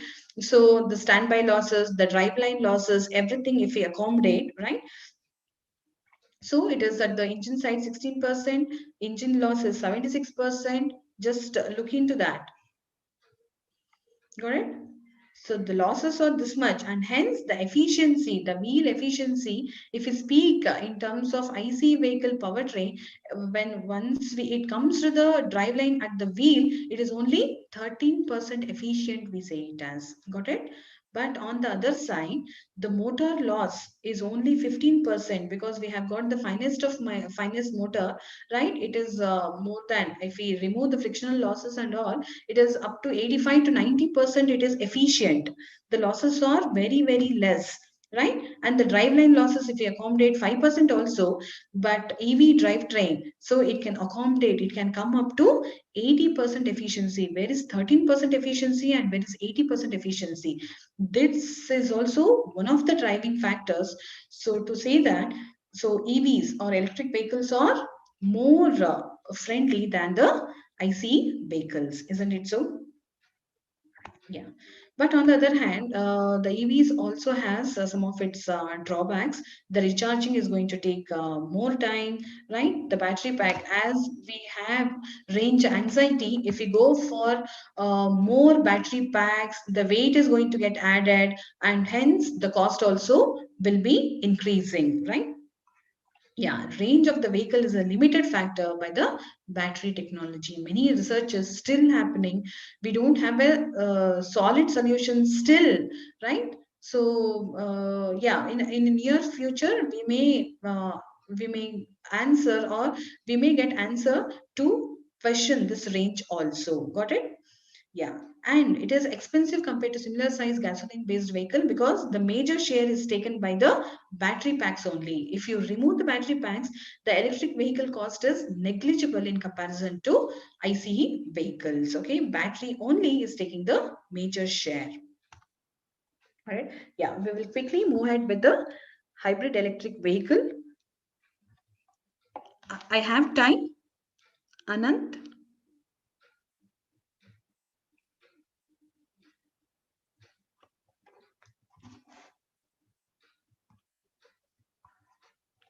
Okay, yeah. So here we will just quickly go through after understanding about the electric vehicles, what are the drawbacks, what are the advantages, what is wheel to that is tank to wheel efficiency and all. So it is time to know more about the electric that is hybrid electric vehicle also. Right. So if you want to reduce the cost on battery, we have to introduce one more energy source that is nothing but it could be a supercapacitor, it could be a IC engine, right? Or it could be a fuel cell. Got it? So if we go for two energy sources in order to drive the wheels, so there comes into picture this hybrid electric vehicles. Got it? So these are few examples it has been given here. Fully hybrid electric vehicle, the best example is Toyota Camry. Plug-in hybrid electric vehicles, we have many in that case, right? So here are a few examples of the same thing, Mitsubishi Outlander, Volvo, right? Similarly, fuel cell electric vehicle, Toyota Mirai is one of the best examples for that. It has come in 2015 and it is running fine in other markets. So battery electric vehicles, we have many examples. So one of the added thing is Hyundai Kona, which is doing very well in the market. Recently, Tata Nexon EV, it is also doing good, right? And all Tesla automobiles, Tesla S model, Tesla M model, all those things are also doing fine in only battery operated electric vehicles. Got it? So let us understand more about this electric vehicle, hybrid electric vehicles. So as it has been iterated, at least two different energy sources have to be there for the vehicle propulsion. Got it? See here. So there will be a combustion engine which is going to get fuel from the fuel tank, and that in turn will be driving the wheels to the transmission system. Got it? So this arrow mark indicates the flow of energy, isn't it? So it is all mechanical energy from the fuel tank, combustion, transmission gearing system to the wheels.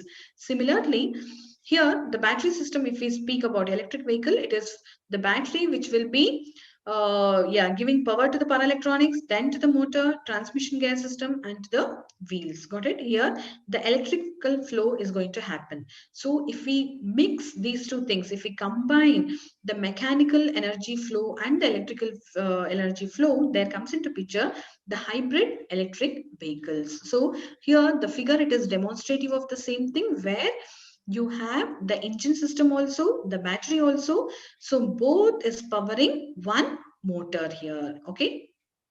Got it? The wheel, that is the propulsion system is always happening at the from the motor side only.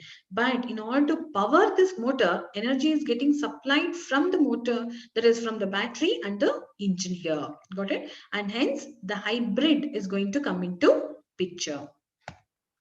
Right. So if we speak about hybrid vehicles, so one of the important factors comes into picture, that is degrees of hybridization. What is the meaning of degree of hybridization? So as we are telling that there will be more than one energy source is going to add up, but one of the energy source should be a electrical energy source, means battery. Got it? So what is the meaning of this degree of hybridization? It is hybridization ratio, we call it as. Got it? It is always called as, it is the electrical power source to the total power source that is getting added in a vehicle. It is nothing but it is called as hybridization ratio. We say that the hybridization ratio is 40% hybrid, 20% hybrid, right? 40 or 60% hybrid. What is the meaning of that?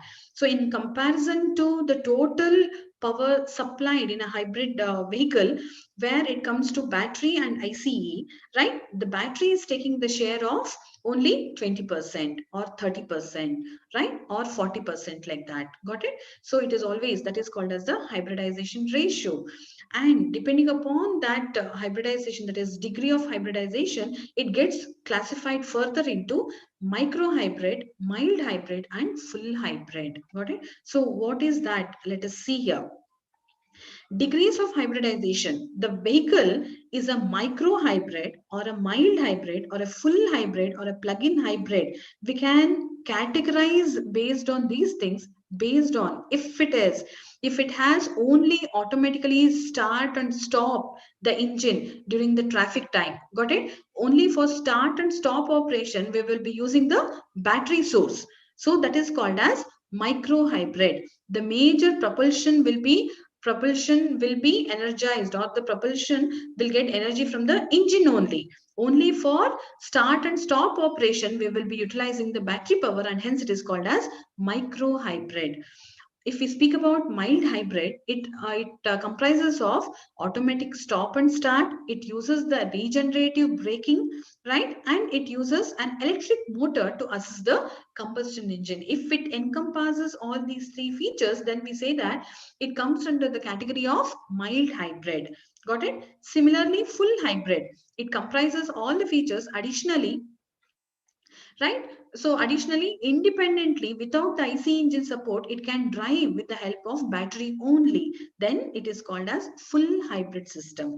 On the other side, we have plug-in hybrid system also, where the major portion will be taken from the battery only, right? So this battery has to get charged from the external outlet. Then it is called as plug-in hybrid vehicle, where the full hybrid vehicle, in that also battery is going to play a major role, but it is going to charge from the generator, which is going to take the power from the IC engine, and in turn it is going to charge the batteries. Got it? Then that's why that is the remarkable difference what is going to happen between the full hybrid and the plug-in hybrid. Got it? And few examples also been given here. Citroen C3 is an example for micro hybrid. Similarly, Honda Insight is for mild hybrid. Toyota Prius, one of the successful vehicle which comes under the category of full hybrid and also plug-in vehicle. Got it? Toyota Prius.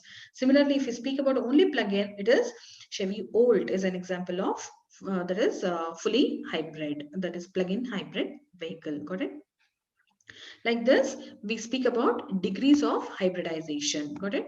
So what is the concept of hybridization? Multiple sources of energy will be there, making IC work in most efficient range. Got it? Here, the sizing of motor, the IC engine, right? It plays a major role. How we have to compromise on that. So as I was telling, it depends on the degree of hybridization. If you want to go for full hybrid, got it? Then we have to compromise both on the battery and IC. If we want to go for micro hybrids and all, so the sizing of IC have to be more compared to the motor and the battery sizing. Like that, we have to choose properly depending upon the application here.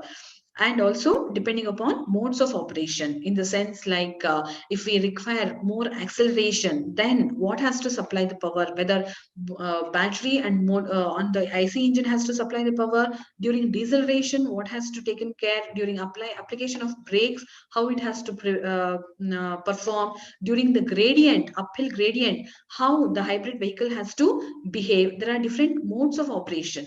Depending upon that, we have to choose the hybridization factor wisely. Got it? And so here, while choosing the motor and the IC engines, we definitely have to have this that is speed and torque curve and the power requirement of motor and also ICE. Definitely there comes into picture the engine power and the torque curves. We have to choose the IC vehicle so that it can always operate at the optimal. You would have heard of that, right? It has to operate under optimal condition. So we have to choose the motor and ICE in order to meet the demands of the requirement. Got it? Yeah. So here just a prediction of the same thing, hybrid vehicle classification. So the conventional vehicles, it is just nothing but only engine will be predominant. It is going to occupy the major role and hence it is called as conventional vehicles. On the other hand, just look into the dotted lines here. The dotted lines is just touching the battery and the motor and the that is engine, right? And hence it comes under the category of micro hybrid. Similarly, if we speak about the mild hybrid, right? So little consideration is there. The motor will be rated at low in comparison to engine, and the battery also will be rated at low power. Got it? So just three operations it will be doing, right? Start operation, stop operation, right? And at times it is going to drive the wheels and hence the requirements are very, very low and hence it can be categorized under mild hybrid. Similarly, if we speak about full hybrid, the battery, the motor, and the engine is going to occupy the equal space, right? One of the examples for that is parallel hybrid also. Got it? Yeah, we will speak about those things also. It is full hybrid.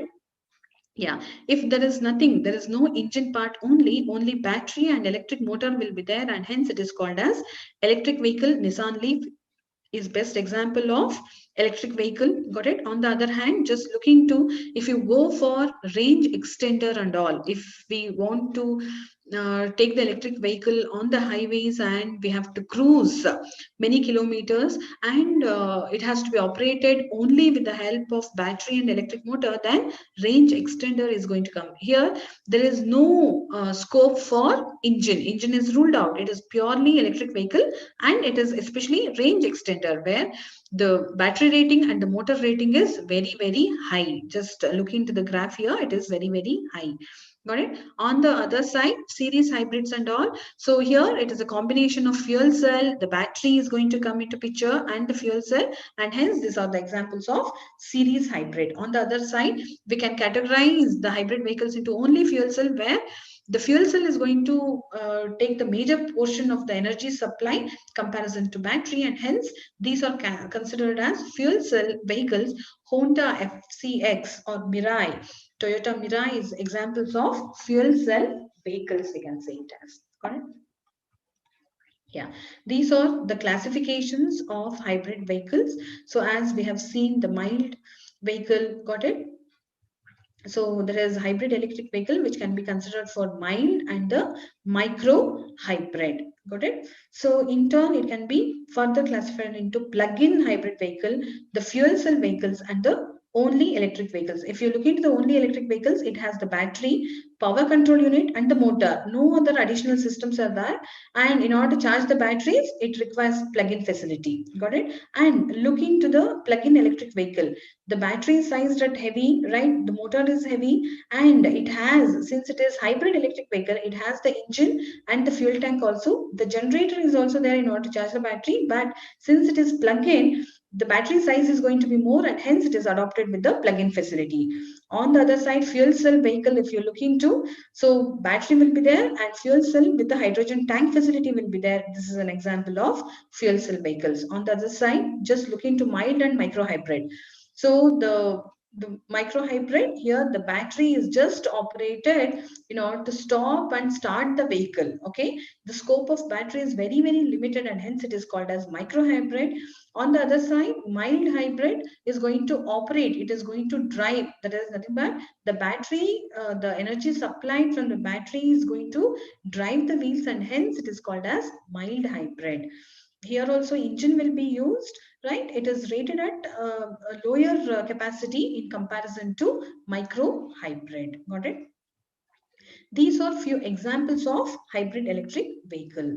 So these are also micro, and these are what are the examples of those vehicles? Nissan Leaf, right? GM Volt, Toyota Prius, Honda Insight. So these are few of the examples. And what are the additional things which are added? Micro hybrids only for start and stop, right? So if you go for mild hybrid, it has the additional facility of harnessing the regenerative braking also. Kinetic energy recovery is going to happen in the mild hybrid, right? Energy engine torque assistance is going to be provided.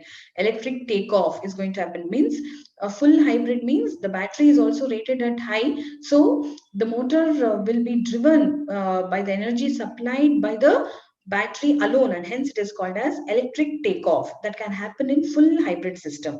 Similarly, the plug-in hybrid and all, it is called as electric drive only. So these are range extender, right? And yeah, fuel cell electric vehicles. All these are examples for different categories of electric vehicles. Got it? Yeah. Just look into this. Based on the degree of hybridization, these hybrid vehicles are further classified into series vehicle, right? Parallel hybrid vehicle and series parallel or power split hybrid vehicles, and also it is called as complex hybrid electric vehicles. Right? So what are these things? This is an example of the series hybrid vehicle. If you just look into this, this is an engine, this is a battery, right? But the wheels are driven by single motor only.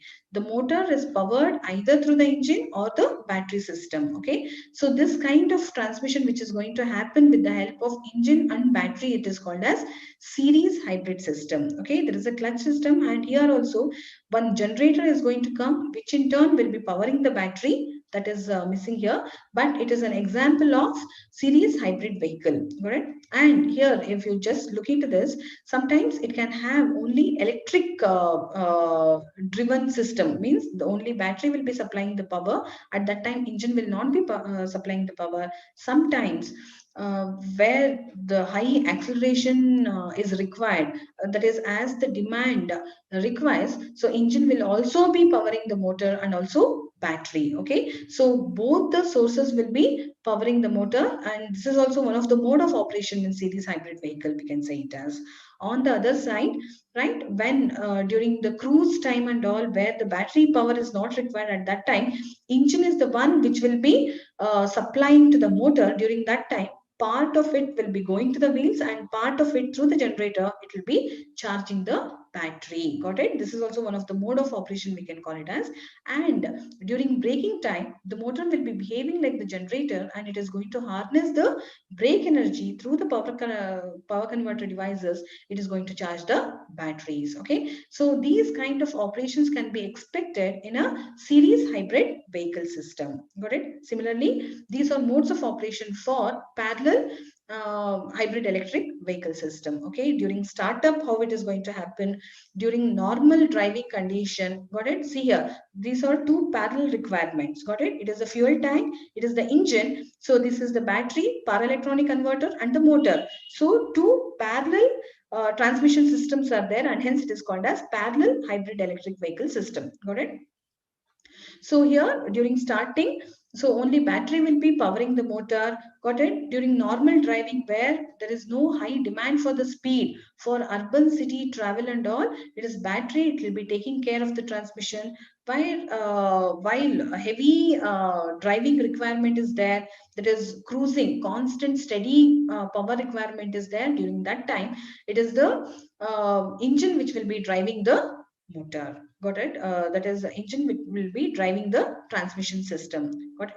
So this is also, this picture depicts during braking or the deceleration, where the motor will behave like the generator. It will harness the braking energy which is getting applied at the wheels. In turn, it will be shifting into the power converter, and it will be charging the battery. This is also one of the modes of operation. And the last one, during light load operation. So during that time, it is the engine which will be powering the wheels. Got it? So these are different operations of parallel hybrid electric vehicle. Got it? Yeah. So as I was depicting it, series and parallel, similarly, according to method of the energy sources which are arranged, as I was showing it, right, how it is arranged in series and parallel. So depending upon that, the hybrid electric vehicle classifications can be made as parallel hybrid electric vehicle, series hybrid electric vehicle, power split hybrid, or series parallel hybrid. Last one is complex hybrid. It is all on the arrangement of the energy sources, how we are arranging the energy sources. Correct? So these are examples of the same thing. Just look into this. It is a battery, it is the engine, how it is powering. Got it? It is for series and it is for parallel. So these are the architectures of the HEV, how I was telling you, like series. These are parallel. See here, fuel tank, IC engine, generator, power converter, electric motor. Got it? Parallel, independent control. Fuel tank, engine, it will be driving the transmission, or battery, power converter, electronic, electric motor. On the other side, series parallel hybrid, which is also called as power split hybrid. So here, either the parallel or series, anything it can happen, but the control system has to be very, very complex here. Got it? And similarly, the complex hybrid system also. Right? So this is an example of Toyota Prius hybrid architecture. So just an example, I showed it here. See here at start of low speed, right? Cruising only IC power will be there, full acceleration. During that time, ICE and battery is going to power, right? During full acceleration time.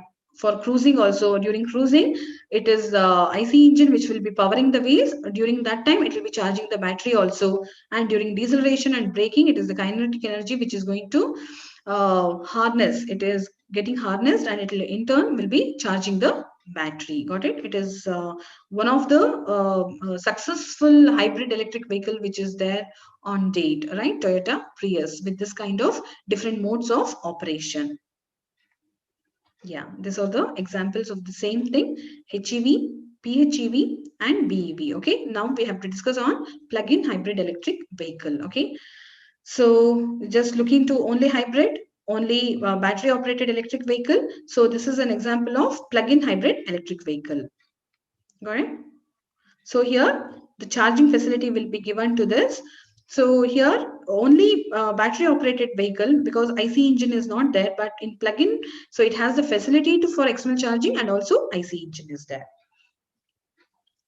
So here we can say that, so yeah, as the battery demand, it requires additional charging facility, and hence it is demonstrative of the same thing. Here we say that PHEV 20, PHEV 40, because with the additional batteries, it can go up to 20 miles range only in the battery mode, and hence it is called as PHEV 20. Similarly, PHEV 40, while going for that is plug-in hybrid electric vehicle kind of system, this is how it is going to be recognized with. Okay, electric only range will be categorized in terms of PHEV 20 or PHEV 40. Got it?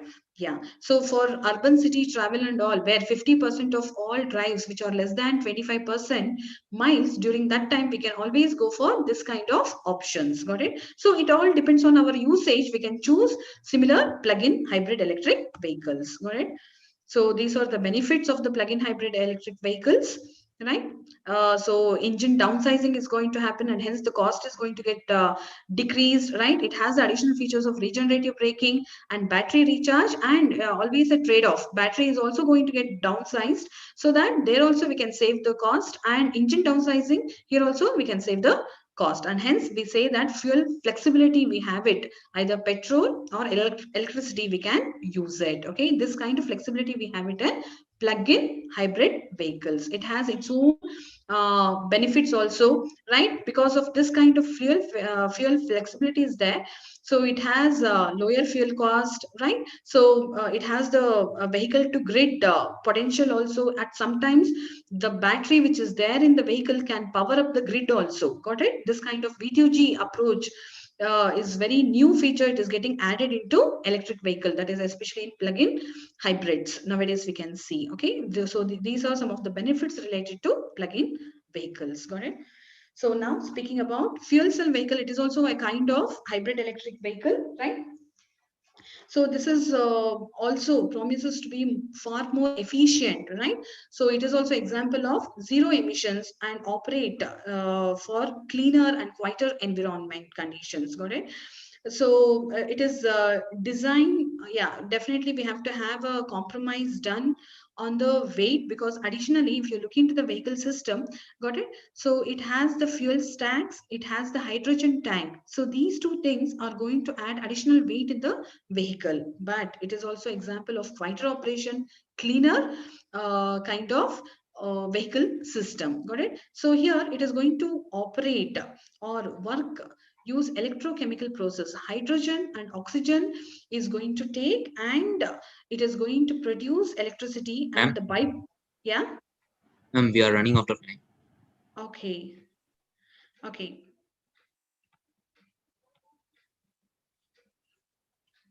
Yeah. Okay. I have 5 minutes left.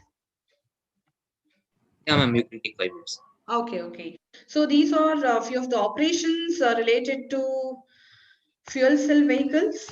These are advantages of that. So Toyota Mirai is example of fuel cell vehicles. Yeah. These are the advantages and some of the disadvantages. Yeah, advantages of hybrid electric vehicles. So regenerative braking harnessing, right? The harnessing of kinetic energy is an added advantage in hybrid electric vehicle system. And we have been discussing what are the advantages and disadvantages of that. The same thing has been listed here, right? Optimizing fuel economy, reducing the emissions, and it has quite in operation. Got it? Yeah, but on the other hand, it has its own disadvantages also. High initial cost, yeah, reliability concerns are there, warranty issues are there. Yeah, these are some of the comparison which is being done with the different parameters on the ICE, hybrid, and electric vehicles. Yeah, so, these are commercially available vehicles: Prius, Highlander, Ford Escape. Yeah, so these are which are there in the market, electric vehicles. So today we are here, and soon we will reach altogether a different stage where we speak only about EVs and HEVs. All right. So these are some of the market surveys done. So where we stand now and how different plug-in vehicle sales are happening. This is the recent forecast has been taken. These are different vehicle considerations. What is happening at the market at the global level. So these are some of the forecasts done at the Indian sector. So we stand at a really low pace in the world map when we speak about EVs and HEVs. And as I was telling, these are few of the activities which are going on in RV College. These are some of the innovative clubs. It has its own objectives and all. So these are few of the teams which are working.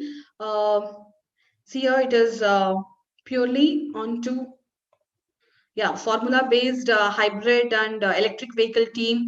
So this is also one of the team which is operating Antariksh team. Antariksh, it is on the aerospace engineering. It is working. Yeah, I don't have much time, that's why I'm just running through. It is team Astra, which is on to the robotics. So here, this is also one of the team. Camera team, right? And the Garuda team. So similarly, the solar car team. So different car teams are there. One or the other way, these teams are working on to electric vehicles and the hybrid electric vehicles. And these are the activities which are going on in RV campus. This is the research activities, which is in collaboration with Wipro and IISc. It is on the launch of autonomous car, where we are doing research on the chassis or on the hub motors or on the arrangement of the battery system with the BMS integration with the charging infrastructure. So towards that, we have developed a EV simulator also, where we can have 2, 3-wheeler, 4-wheeler simulation. This kind of simulator tool is also being developed by our student. And these are some of the chassis designs, which is a trademark which is happening nowadays. The skateboard chassis design, which is happening at the campus, FEA analysis, right? And these kind of battery systems, different kinds of pouch cells or cylindrical cells or the prismatic cells. So we are having a thorough research done at RVC campus, and we are looking for the suitability. And similarly, we have e-mobility lab, where we are doing different kinds of skill development programs in association with college and other international institutes also. So many research activities on the electric and hybrid electrical side, it is happening at RVCE. Yeah, thank you guys. I believe I have taken more time. Yeah, if you have any questions, you can ask me. Thank you so much, ma'am, for this wonderful presentation as well as sir. Now we will go with the question answer session. So I will be taking questions from YouTube chat box. So starting with the first question by VD Babu, that hydrogen is a storage at sub-zero temperature. How to manage this requirement in automobiles? Yeah, it has to have a sophisticated thermal management system. So one of the best options for that is the liquid cooling system where the temperature can be managed well there. Thank you, ma'am. The next question is from the same person, that how could we invent in some submarines which uses AIP has been classified as EV machines? Yeah, come again. Your voice is breaking. I cannot hear you. Could submarine which uses AIP can be classified as e-vehicles?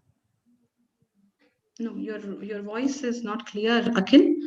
Your voice is breaking. My voice is audible? Yes, your voice is audible. Now yeah. Now you're clear. Come again. could submarines which uses AIP be classified as e-vehicles? This is a question from VD Babu. Yeah, to a certain extent, we can definitely consider that as electric vehicles. Yes. The next question is from Sandana Kaushik. Yeah. Can there be use of power bank for the e-vehicles? Power banks, yes.